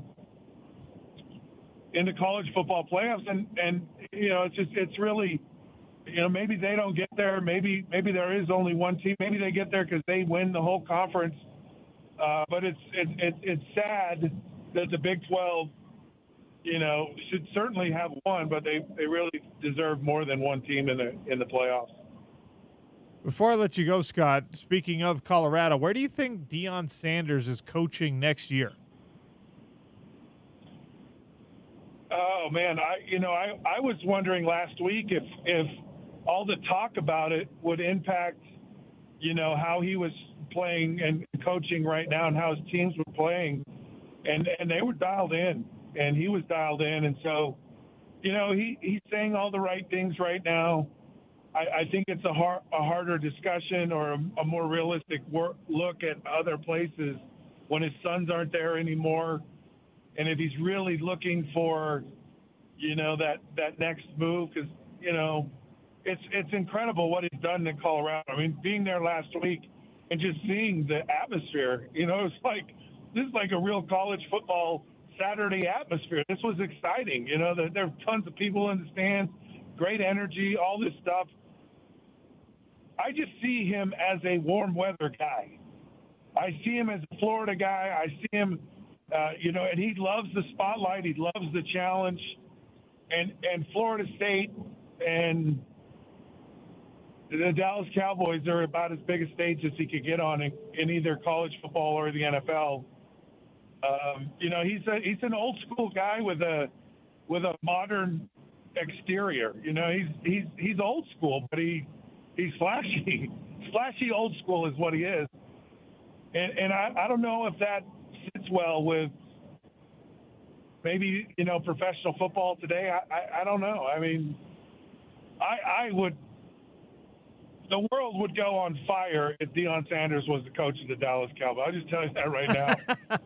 The NFL would probably pay him money, a marketing, contract just to be the Dallas Cowboys coach. And, I mean, they get as much mileage out of that as they do Taylor Swift. It would be blown out of the water big. Yeah, going to be very interesting to see where it all plays out. I'm sure I'll ask you about it again before the season is over. Scott, thanks for your time today. Appreciate you. Always a pleasure, Sean. One of the best to ever do it, playing quarterback at the University of Utah, Scott Mitchell. You can hear him on the call alongside Bill Riley and Stevenson Sylvester this weekend when Utah takes on Iowa State in the last home game of the 2024 campaign. Hour number 3 to come on Wednesdays. Hour number 3 is the Zachariah Hour. My guy stops by for the full hour. He'll be filling in for me next week. So, getting warmed up for that. Sean O'Connell Show continues with Zachariah next on ESPN 700 and 92.1 FM, part of the Utah ESPN Radio Network.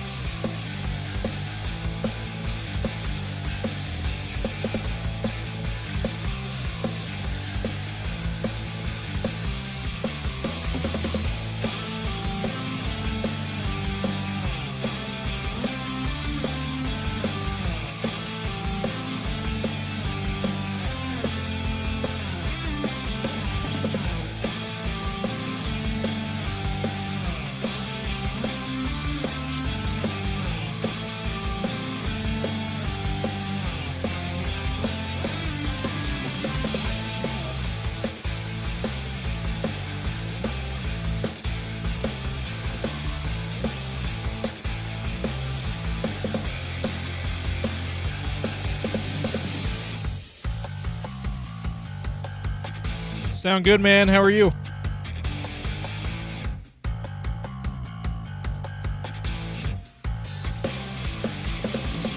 Oh. You sound okay now. I can't tell from here.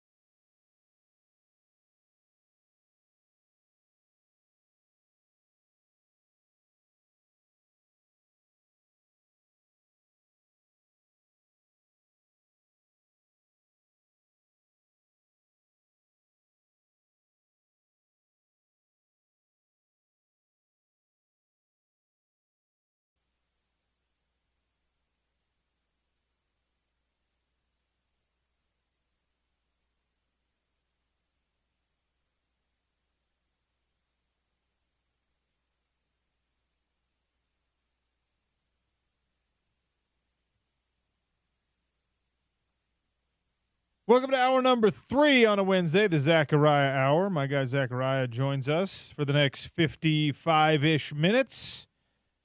Zachariah, little sneak preview for all of you, in December is going to be filling in for me for a couple of weeks, actually. And he's going to be doing it from in studio. He's going to stay here in Salt Lake City. I think what we need to do is we need to get him hooked up with an Ineos Grenadier so he can drive around town in style. I'm going to call the Warner Ineos Grenadier dealership out at 2400 South, 5600 West. I'm going to say, I got a guy. He's very fancy. He's very high class, but he needs to be a little bit more rugged. Is there a vehicle you have in mind? And I guarantee they'll say perfect for the Ineos Grenadier because it looks fancy on the outside, but it's rugged. This is a muscular vehicle. You can take it anywhere. Even somebody who drives as poorly as Zachariah could take this thing up in the mountains, on the trails, over the hills, and far away, and it's going to handle because of the full-time four-wheel drive, because of the available locking differentials, because of the full accessory catalog and package. It really is a vehicle fit for someone like Zachariah, who is so complicated, but probably needs a little bit more four-wheel drive in his life. So Ineos has that not only for him, but also for you. 2400 South, 5600 West at the Warner dealership. It's the Warner Van Center, if you're familiar with that. Check them out online at WarnerIneosGrenadier.com. Zachariah, you think that's a good idea? While you're temporarily a Salt Lake City resident, we hook you up with a fancy SUV? First of all, can you hear me? Yeah, I hear you perfectly fine. Oh, okay, good. All right. Yeah. Because I was talking to you while you were doing your whole. You didn't tell me you were going to do an ad read. First of all, I'm going to buy you a Christmas gift, but what I'm going to do is out of the 60 minutes of the Zachariah Hour, since we're now at 107, I'm going to buy you a 53-minute gift instead of a 60-minute gift. That's perfect. You know what? That's actually wonderful. You're the guy who goes to the restaurant and he puts the stack of $1 bills on the table for the waiter, and it's just like, this is your tip. Yes. This is your tip. And yes. Any mistake you make, I'm just going to start subtracting. That's what you do.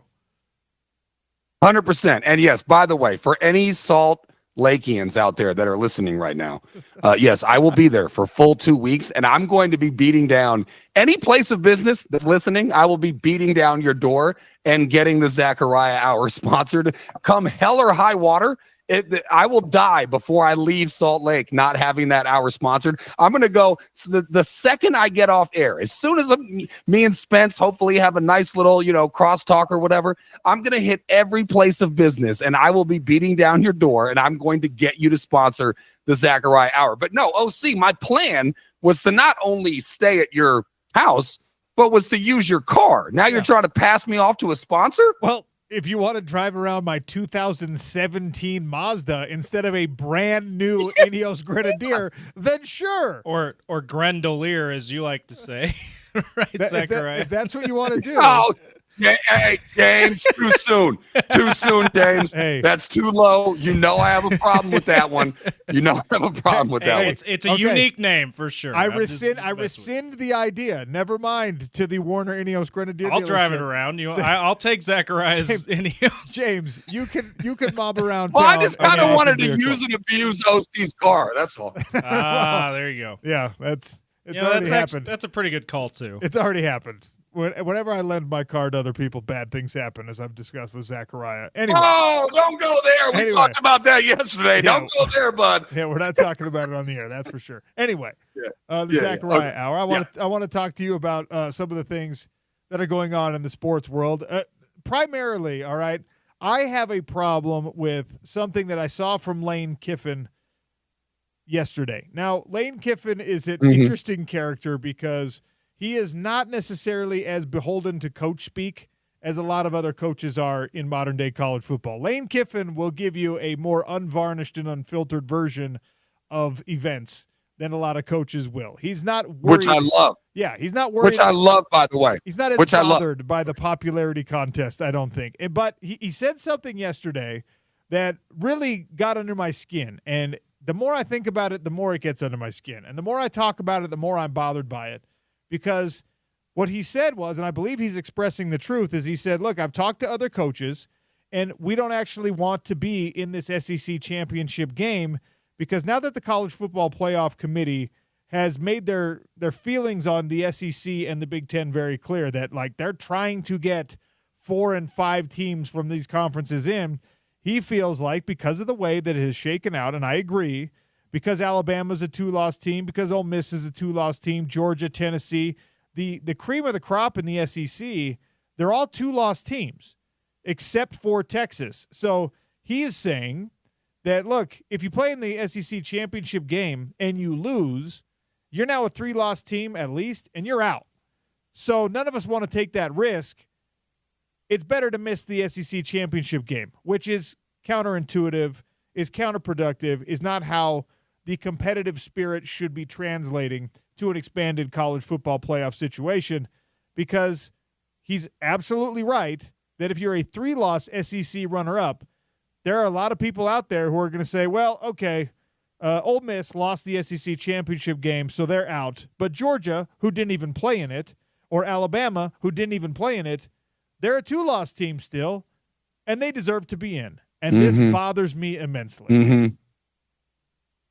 Yeah, I mean, look, don't you think, OC, I mean, you and I kind of had a off-the-air discussion about and we've joked that I'm the only one that ever said that it's going to be like the AFC and the NFC when it comes to the conferences and stuff like that. But don't you think we were going to run into some sort of problem like this once you expanded it to a 12-team playoff? And I think they're going to do 14 next year or whatever. I mean, you're going to run into all sorts of things like this. So I hear what you're saying. It goes against the fabric of why you compete for sports to have that kind of mentality, but you're going to run into all sorts of stuff like this. You're going to run into teams that are in conferences that are not strong enough or whatever, and they're going to get in, and there's going to be other teams that they lost to whatever. They beat 3 top 25 teams or whatever, and they're not going to get in. We knew that this insanity was going to ensue once they expanded it to this. So I feel like we're just hitting the bumps in the road. I mean, I feel like eventually we're going to get to a comfortable place where everybody's okay with everything. But right now, this was to be expected with all the conferences changing as much as they did. I didn't expect this specific thing to be a problem. Was there going to be debates about who belongs in and who doesn't? Was there going to be a continuation? No, I hear you. I hear you. Coaches saying that they don't want to play in conference champion titles. Yes, I hear you. That's ludicrous. I'm with you on that. It tells me, I really thought that the 12-team model was a better model. I did. And now I have to revise that thinking at least somewhat. If Kirby Smart... You want to go back to 4? If Kirby Smart... You want to go back to 4? No, I don't. But if Kirby Smart and Kalen DeBoer and Lane Kiffin and Josh Heupel and anyone else is out there going like, you know what? I actually don't even want to be a conference champion. I don't even want to play in that game. It means that something has to be fixed and something has to change. Like, you cannot have a situation... You can't have a situation where power conference head coaches I'm with you. are saying, I would rather not risk losing a conference championship game. I have a fix for it. OC, I'm with you. Okay, hold on. Let me give you the fix for it instead of interrupting me constantly. Okay? The fix for it. Go ahead. Well, I was just going to. The fix for it. I agree with you, but go ahead. The fix for it is you have to find a way to guarantee that the conference championship loser gets into an expanded college football playoff. Interesting. Even if it puts them at 3 losses? Well, look, if you're at 3 losses after losing a conference championship game, you qualified for the conference championship game, right? Which means that you are better, that you are, if we're going by the thinking of a regular season, and if we're valuing what happened in the regular season, you are better than the team that did not qualify for the conference championship game, are you not? Isn't that the whole thinking of playing these? Like, agreed. These conference championship games, which, by the way, don't have divisions anymore. So it's just, you're the 2 top teams in the conference. It's you 2. Okay, thank you. But then if you're the second best team in the conference and you lose to the best team in the conference, now magically we're saying you're actually the 5th best team in the conference? That's not how it works in my mind. Look, I'm with you. I'm just not surprised at how ridiculous it is. I knew that all of this was going to ensue. So I guess what I'm more surprised about is you being surprised. Like, you knew that ridiculousness was going to ensue once they put this thing in. Where I think it's just going to become two conferences. Then this stuff is going to be on the plate. People are going to be like, yeah, don't want to play the conference game because that'll give me another loss. That means I'm not going to be in the 12-game playoff. Like, yeah, that on its surface is ridiculous, but I'm not surprised by it. The other thing that bothers me about this conclusion that at least a few of these coaches have come to is they have said that the bye week that you get if you win the conference championship is not worth it to be left out potentially. I'm like, absolutely it is worth it, because the college football playoff is about chasing a championship. And the champion this year is absolutely going to be someone that got a first-round bye. And the champion next year is absolutely going to be someone that got a first-round bye. And the champion for the foreseeable future, with rare exception, is going to be one of these top teams that gets a first-round bye. It is so front-loaded to favor these conference champions and to favor the teams that have had the best regular season. I cannot believe that you have guys who are way smarter when it comes to football than I am saying, yeah, that bye week actually doesn't matter that much. James and I did the math, Zachariah, and we took Oregon because they're the top team. They're the top team in the country, right? Let's say Oregon. Let's say Oregon loses the conference championship of the Big Ten. All right, they've already clinched their spot. We know they're going to be in the conference championship game. Let's say they lose that game, and it's probably their only loss of the year. They're still in the college football playoff because it's expanded to 12 teams, and everyone loves the Big Ten, so they're absolutely going to be more than a one-bid league. So if Oregon does that, this is as good as it can get, by the way, for a team that doesn't get the first-round bye. Oregon has a bye this weekend, all right? A very late season bye, setting them up for success in the postseason. I don't think that was an accident, but here we are. They finished their regular season in 2 weeks with Washington, which is a rivalry game. It's a conference opponent, and it's an emotional game every single year. Oregon's the better team this year, but we know how those things play out. I'm assuming Oregon's going to win, but that's an emotional game. That's a rivalry game, okay? Then they will play a top 5 team in the conference championship game. It's probably going to be some variation of Indiana, Penn State, Ohio State versus Oregon in a conference championship game. So now you've got a rivalry game. Then you have a game against a top 5 opponent for your conference championship. If you lose that, you don't get a bye the next week. So then your first playoff game is against a top 12 team in the country. So now Oregon has to play a top 5 week, a rivalry, top 5, then top 12. If they can find a way to win that, they have another top 12 opponent. If they can find a way to win that, they have another top 12 opponent. If they can find a way to win that, they have another top 12 opponent. Oregon, which is the best case scenario, would go bye week, rivalry game, and then 5 straight top 12 opponents, including a top 5 opponent in a conference championship game. If they can win the conference championship, of course, it's still rivalry game, top 5 opponent, and then a bye week. And then it's 3 ranked opponents in a row, 3 top teams in a row. And that is a heck of a lot easier. So these coaches that are saying that bye week is not worth even trying to be in the SEC championship game, they're just wrong, in my opinion. I suppose, first of all, can we not call Oregon-Washington a rivalry game? Okay, you're showing your – how is that not a rivalry game? Oregon and Washington is first a more of all, do you know what the Apple Cup is?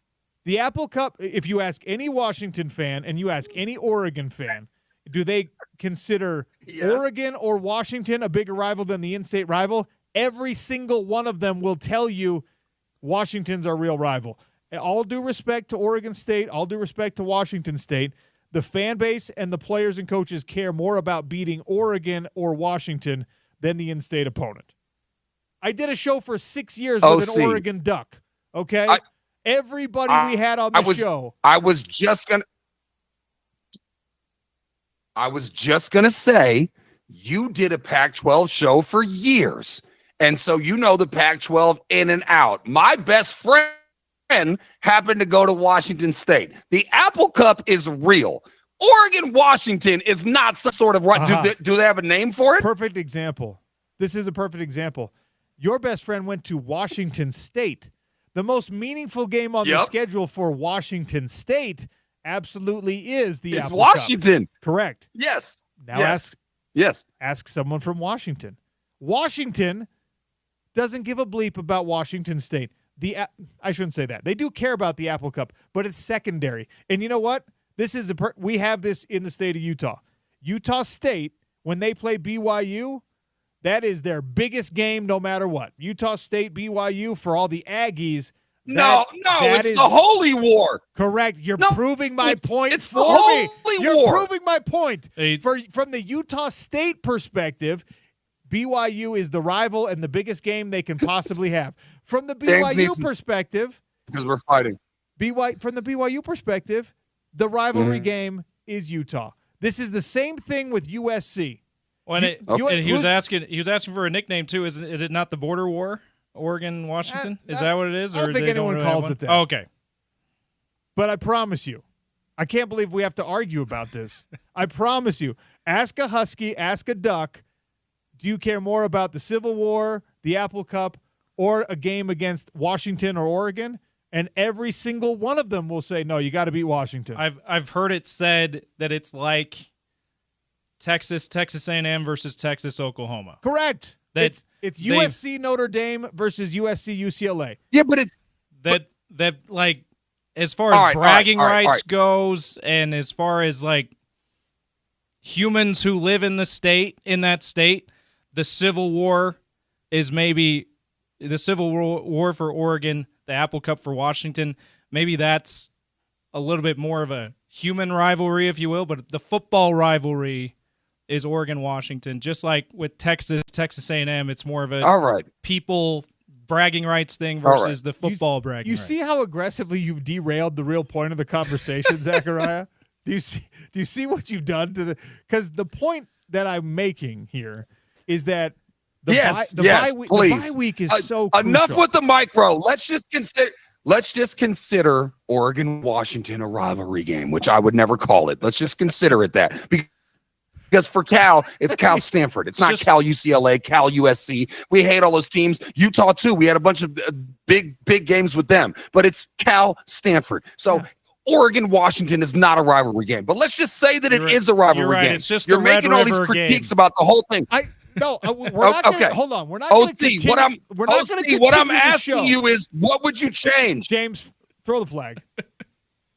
Throw the flag. This is 15-yard penalty. You're borderline ejection here. You cannot in a conversation just be like, okay, you know what? If you're gonna pretend that water is wet, fine, you can do it, but it's not wet. Let's move on with the conversation. You're debating a fact in sport right now and trying to move past it and be like, okay, we'll just operate under the assumption that you're wrong about this when I'm absolutely right. Okay, all right. Say that you're right. Stop doing the micro. What is the macro? What would you change about the format? I just told you what I would change about the format. If it's going to disincentivize the value of conference championships and coaches not even wanting to play for a conference championship, you have to eliminate that sentiment. You have to do whatever's possible to eliminate that sentiment. And the one that I came up with is, all right, the top two teams, because let's be honest, there's never going to be a year of an expanded college football playoff where the top two teams, at least from the SEC and the Big Ten, get in. Can we agree on that there will never be a 12-team year where it's not at least two teams from each of these conferences, right? So you just tell everyone. But you're okay with putting a 3-loss team in over a 2-loss team. Absolutely. Is essentially what you're saying. Okay. Yes, because by the way, the 3-loss team in this scenario plays an extra lost game. In the conference championship. Yeah. No, I'm with you. I haven't been dissing as much as you want to make this First Take and Stevie Smith and Skip Bayless. I've been agreeing with you the whole way. Well, not the whole way. not on Skip-a-raya. Not on the factual statement I made that Oregon and Washington low is a blow, rivalry. James. James, that is a low blow. Sean O. Smith Skip Araya. and Skip Araya. No. Sean O. Smith and Skip No, Araya here on as much ESPN as- 700. No. Hey, I've been I have agreeing to with say you this. other than Oregon and Washington being a rivalry. That's all. Zachariah is definitely a lot more Stephen A. Okay. than he is Skip. Zach A. Raya. Skip O'Connell. Zach Araya. Yeah, No. Skip O'Connell. I like that. Yeah. No, I didn't want that to be the alternative. That's what I do, OC. I brand things. Yeah. So I that's don't why, like the that's way- why they gave me the PD All title. right. The show today is brought to you by Canyon Jet Sports Pub in Holiday. That's the place to be on game day. Delicious food and drinks, lively atmosphere. You get to watch every play on one of the many big screens. You cannot beat the Canyon's Edge Sports Pub in Holiday. All right, we got to take a break. I'm going to try and stay on clock here so we can get the most out of the Zachariah hour. I have to tell you this, Zachariah, because I know I didn't send it to you in the show notes. I didn't put it in the show notes. I doubt you've seen this, but there's a problem brewing at the University of Alabama. The alleged reason why one of their best players, one of their highly compensated players, has entered the transfer portal is going to blow your mind. We'll get to that next on the Sean O'Connell Show, ESPN 700 and 92.1 FM, part of the Utah ESPN Radio Network.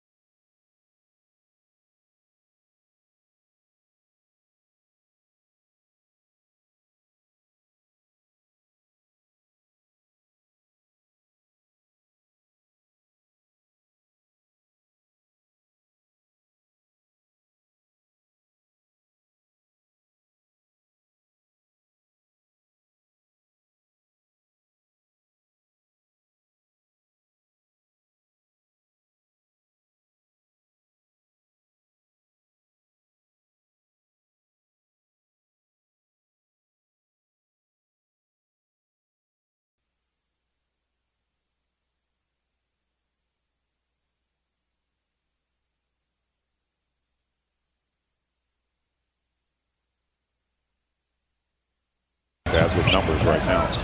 Nice pass. Hines takes it up in the Jazz.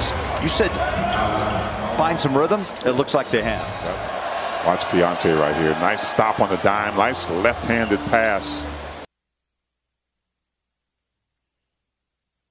Big thanks to Smith Entertainment Group Media for that Utah Jazz highlight. Keontae George assisting John Collins on the dunk.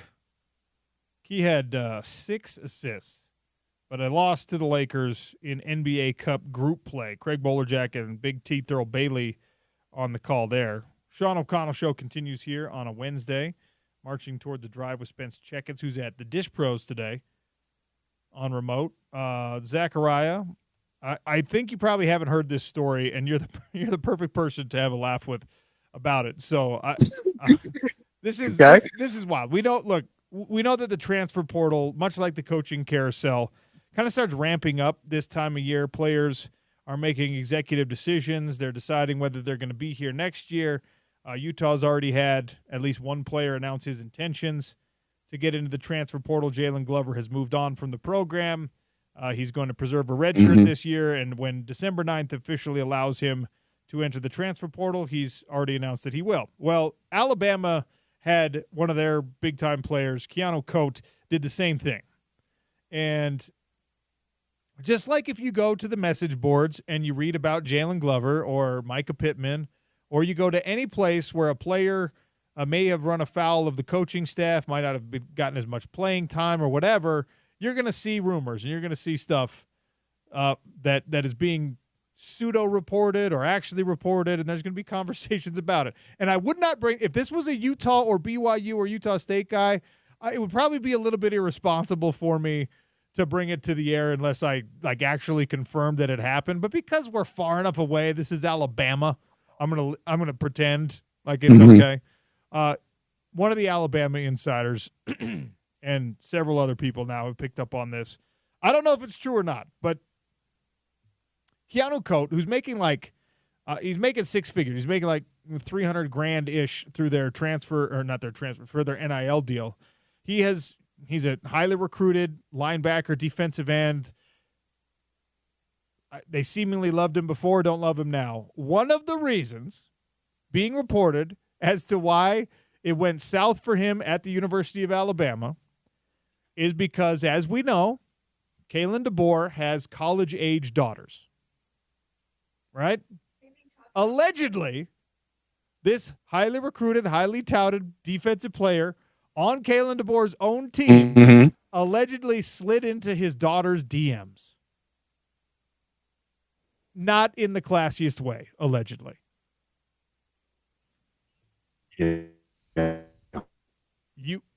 You have to transfer. You want me to respond to that? You have to transfer if you accidentally if you slid into your coach's daughter's DMs and the response was not a positive one.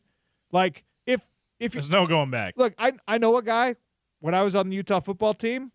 We had an assistant coach who had college-age daughters. We had a guy on the team who hung out with the coach's daughter. They dated. They had a fun little relationship, like a regular college relationship. I don't know if they were ever boyfriend and girlfriend, but they were little weekend plans. No, more than that. They were actually dating each other, right? And you could not let coach know this. Nobody could let coach know this, but it was it was a totally mutual interest, right? According to the story, the interest here was not mutual between player and Coach DeBoer's daughter. So, of course, that would be why coach finds out about it. If the daughter was the one interested in the player, then it gets, then it's secret for a while.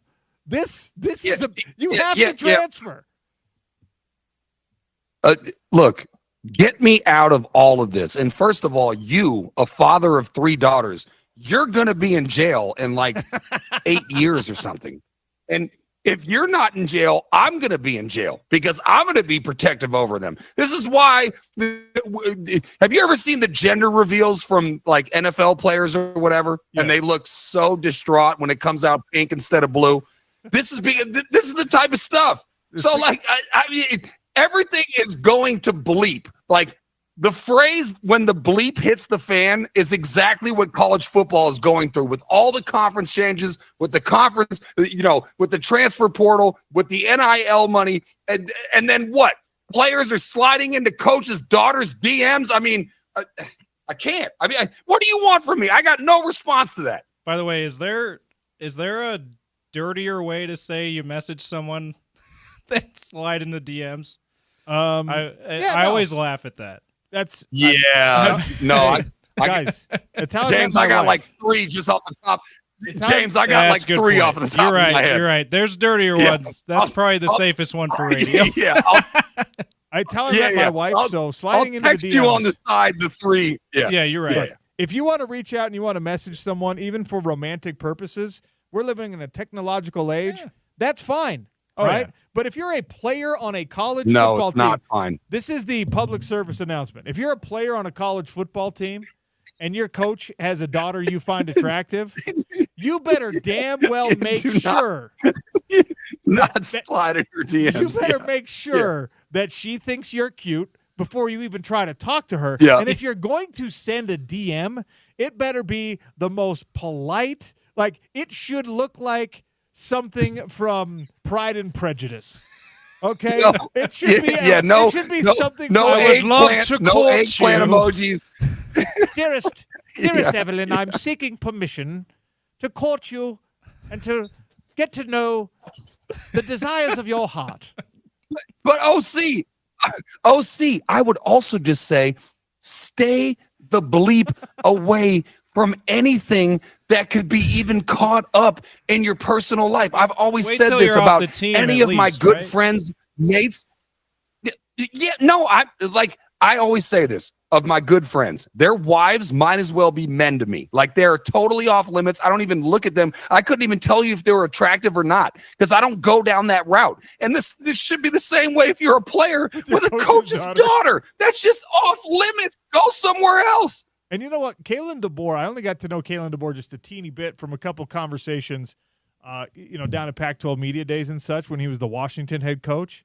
He's a big dude. He's a very serious man, right? And he does not strike me as one that's like Jed Fish. If you slide into the DMs of someone Jed Fish cares about, he's going to make fun of you. He's just going to be like, what are you doing, man? Like, you're an idiot. She doesn't like you. You're ugly. You know what I mean? Yeah. Kalen DeBoer is probably like considering hiring a hitman on this guy. He just seems like that type of dude, that type of dad. And so now when Keanu Cote, not that far. When these Alabama fans are just like, well, why is he? Hey, he's a good player. Why are we losing him? Why is he going to the transfer portal? And the explanation is like, why is he gone? There is no other option, man. If Coach's daughter got a DM from you and didn't like what it said, then you're done for. You got to go. You're That's out of pocket. Yeah, okay. That is completely out of pocket. To be clear, you talked to Kalen DeBoer last when he was the head coach of Oregon's biggest rival. Stop it. Don't bring that up again. Clear. So here's my question, all right? Keanu Cote, this is a guy. Let me just look up his stats, all right? Keanu Cote is not a bad football player, all right? He's not. He's got the measurables. He's a guy that when Alabama signed him, he was one of these dudes you thought would be a starter on their defense and would be an eventual NFL player. Hold on. But also, OC, he finishes his Alabama career with 9 tackles, 5 in 2024 and 4 last season, including 2.5 for a loss. That's not great. It's not great. But this is a guy. What happens when people from Alabama enter the transfer portal? What happens? When people from Georgia, from Ohio State, from Oregon, from wherever, USC, enter the transfer portal, what happens? Every other team in the country comes circling around and goes, okay. Yep. And we talked about this on the show yesterday. One thing you can rely on from coaches is their ego and their belief that they can do it better than the staff before them. They can do it better than the guy before them. There are 100 coaches evaluating the transfer portal right now and going, you know what? I remember recruiting this Keanu kid when he was in high school. This is a 4-star recruit. I can get something great out of him. My question is, We know that's the normal environment. But if this story is vetted and true, and you have to figure out why guys are transferring from someplace. So you're Dave Aranda, you're coaching at Baylor, and you need some defensive help, and you need a talented guy. Are you even taking a flyer on someone who makes this poor of decisions, whose brain is so far gone that they're willing to do this? Are you even giving this kid, as talented as he is, are you giving this kid an opportunity to play for the University of Utah? Utah will take anybody from Alabama. BYU will take anybody with Alabama talent. Are you willing to give a chance to this guy? And I think the answer is no. Okay. Yeah. I mean, I would reverse that question back to you. My guess is yes. Talent-wise, of course, but based on all of this stuff, absolutely not. I mean, that's not there is a standard in Utah that this does not apply to, and I think that would make them just be like, it's not, whatever. My grandpa used to say the juice is not worth the squeeze or whatever. So I would say that would be applicable here. So it would depend on the age of your daughters, right? Here's the coaching staff's daughters. Here. James, you're the worst. Oh, it doesn't matter the age. You're the worst. Okay, you are the. In this specific situation, if that's not going to be a problem, and a niece. 6'4", 245 pounds. Yeah. Okay, as a high school prospect, a 4-star athlete with a 96 composite score, and the number 5 edge rusher prospect in the nation. As a transfer portal prospect, and again, these will change because this is very, very early, he is considered the number 4 overall player right now in the transfer portal. So there is going to be a team out there, unequivocally, undeniably. Of course. There's going to be a team out there that is just like, you know what? I don't care how dumb he is. I want him. And that is the thing that but drives not me Utah, no, OC. Not Utah, not BYU. It's going to be Rutgers, right? Some place like Rutgers that's just like, you know what? Alabama. That name is perfect, James. James, that name is perfect. Rutgers for this situation. That is perfect. That is like a chef kiss. Oh, just so. I thought you'd have more fun with it. I'm actually appreciative of the fact that you're so appalled by this, Zachariah. I thought. Well, here's the thing, OC. I am very loyal. I am very. I think that there need to be boundaries, securities. I'm very big on that. So this actually is not something that I would have fun with. This is something that I'm actually slight weight disturbed about. Like, I have 2 nephews and I have 1 niece, and I am already terrified from when my niece gets to the dating age, because do you know the Bad Boy scene when he shows up and he pulls a gun out and the guy's like drinking, it's Martin Lawrence and it's Will Smith, and Will Smith has a gun and he's got a bottle of champagne and he's like, you better get her home at 8:01, not 8 o'clock, not 8:02, 8:01. Yes. It's just total nonsense to like freak the guy out. Young Reggie, he actually made an emergence in the most recent Bad Boys. Right. Anyways, my point is, that's how I feel about that type of stuff. Like, OC, I'm not even that close enough with your daughters yet, and I'm already totally going to be on guard about all that stuff. So a story like this, I'm not going to have as much fun with as you think. Well, I think it's hilarious how dumb this guy is. Yeah. Like, this to me is just like, you have to be. You either are the most. But OC, you're but either OC, the most maybe, disrespectful but OC, human being on the maybe planet. He didn't know. No, but maybe he didn't know that it was his coach's daughter. Stop it. That's not. Why would you even bring that's that? That's absolutely not even a possibility. He definitely has brought Possible? his family to Yes, practice. His name is something. not Kalen Smith. His name is Kalen DeBoer. He could just stop it. Maybe he's dumb enough to read the name and go, oh, that's De Boer. That's different. Both of you. I don't think you guys realize how much guys just slide into women's DMs all the time. He might have had no idea. Okay, flag on me for bringing this up on the show with 2 morons who would come up with possibilities like he didn't realize it was his coach's daughter. The only people dumber in this don't scenario. lump me in with Zachariah here, okay? The only people that are I was making a joke about more foolish than the player doing this are the people who think that there's any way to possibly justify the behavior by him not knowing it was his coach's daughter. We have to take a break. OC players slide up in women's DMs all the time. Thank goodness we have to take a break. Hall of Fame nominees have been announced. Zachariah gets to cast the vote. Who's definitely going in? Who's on the borderline? Sean O'Connell Show wrapping up next on ESPN 700 and 92.1 FM, part of the Utah ESPN Radio Network.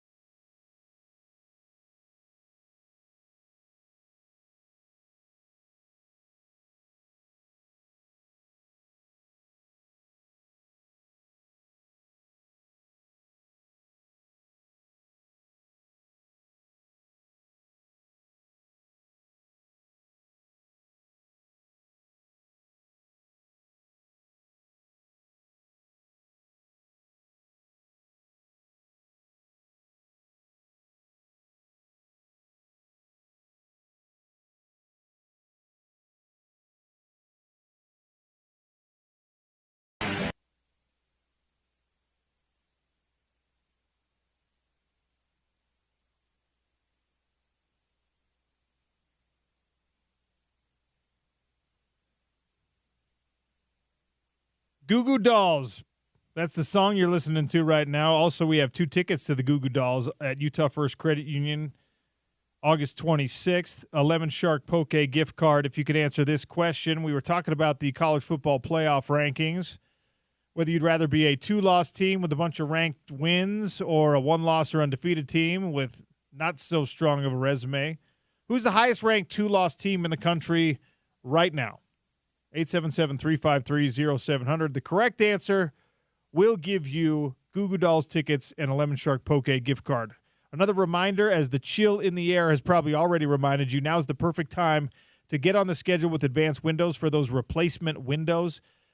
The manufacturing, the installation, the sales, the warranty service, all of it is done right here in Salt Lake City. Truly is a local company, and they do it right.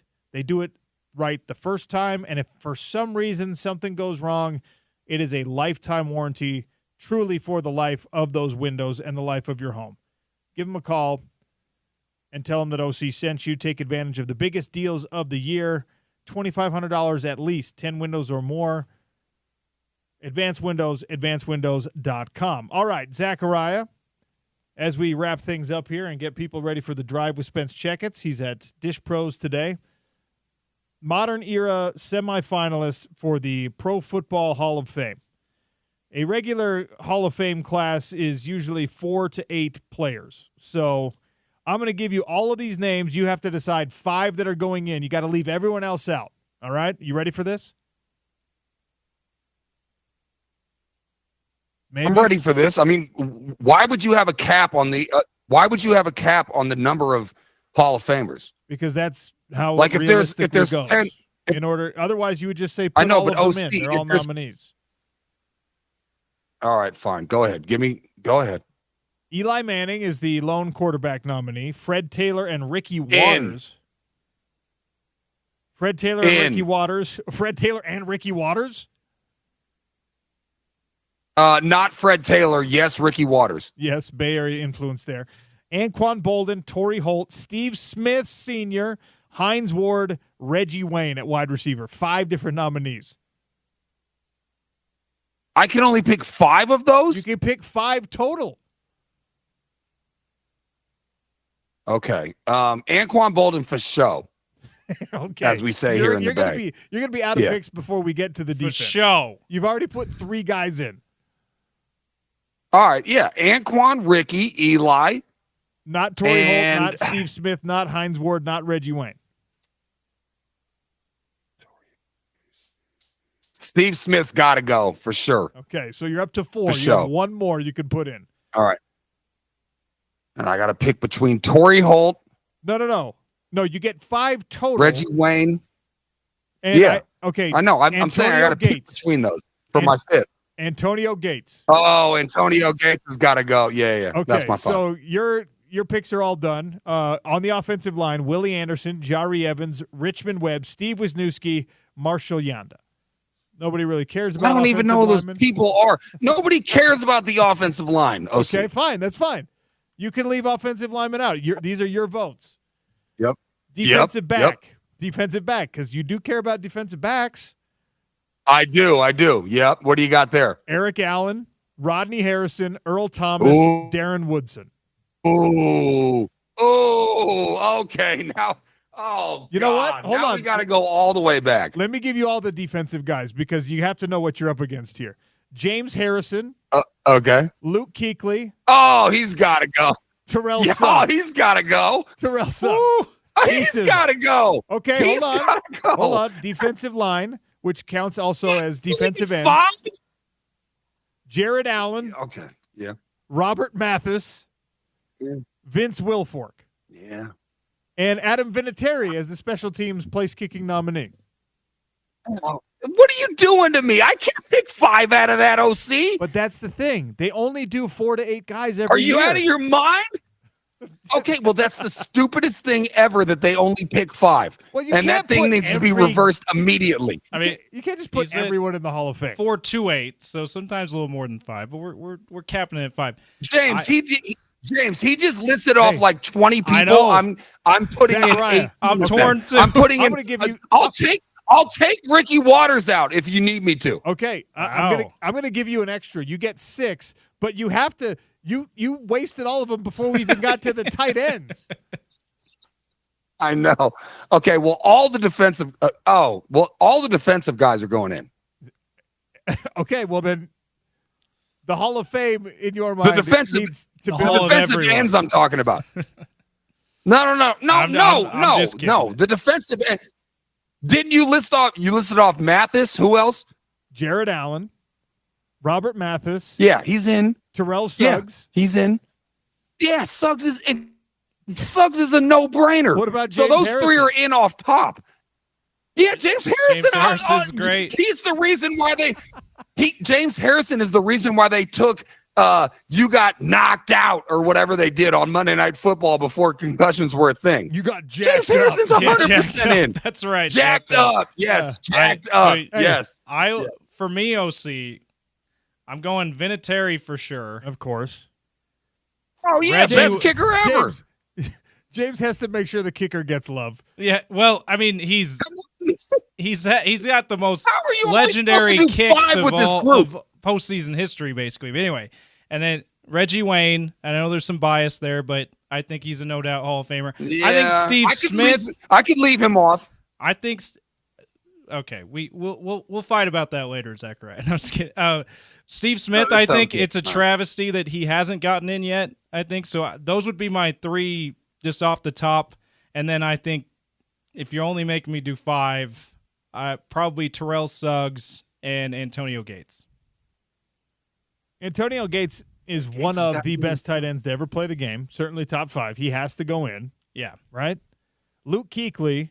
I hate leaving Kuechly off, You can't though. leave, Man. Luke Kuechly's going to get in eventually. But here's why this is so fascinating to me, because they have to narrow this list down to 15 players. They have to cut it to 15 finalists this year. They'll be announced in December, and then eventually 20 finalists are presented to the selection committee for the annual meeting in advance of the Super Bowl. And these are the modern era players, plus they do 3 seniors, 1 coach, and 1 contributor. So, again, 15 of these modern era players, which means you have to narrow down just this list, and my guy Zachariah can't make a decision to even leave one of these guys out. They don't even get to be finalists. Not all these guys. You can't. Well, don't you think that just on its surface is preposterous? Why would you limit a field that is so qualified to a certain number? That's ridiculous to me. And here's the king. Here's the thing that I love to say is that you can flip it on the other side. And I can say that there could be a year where nobody's qualified to get in. And I'm fine with nobody getting in that year.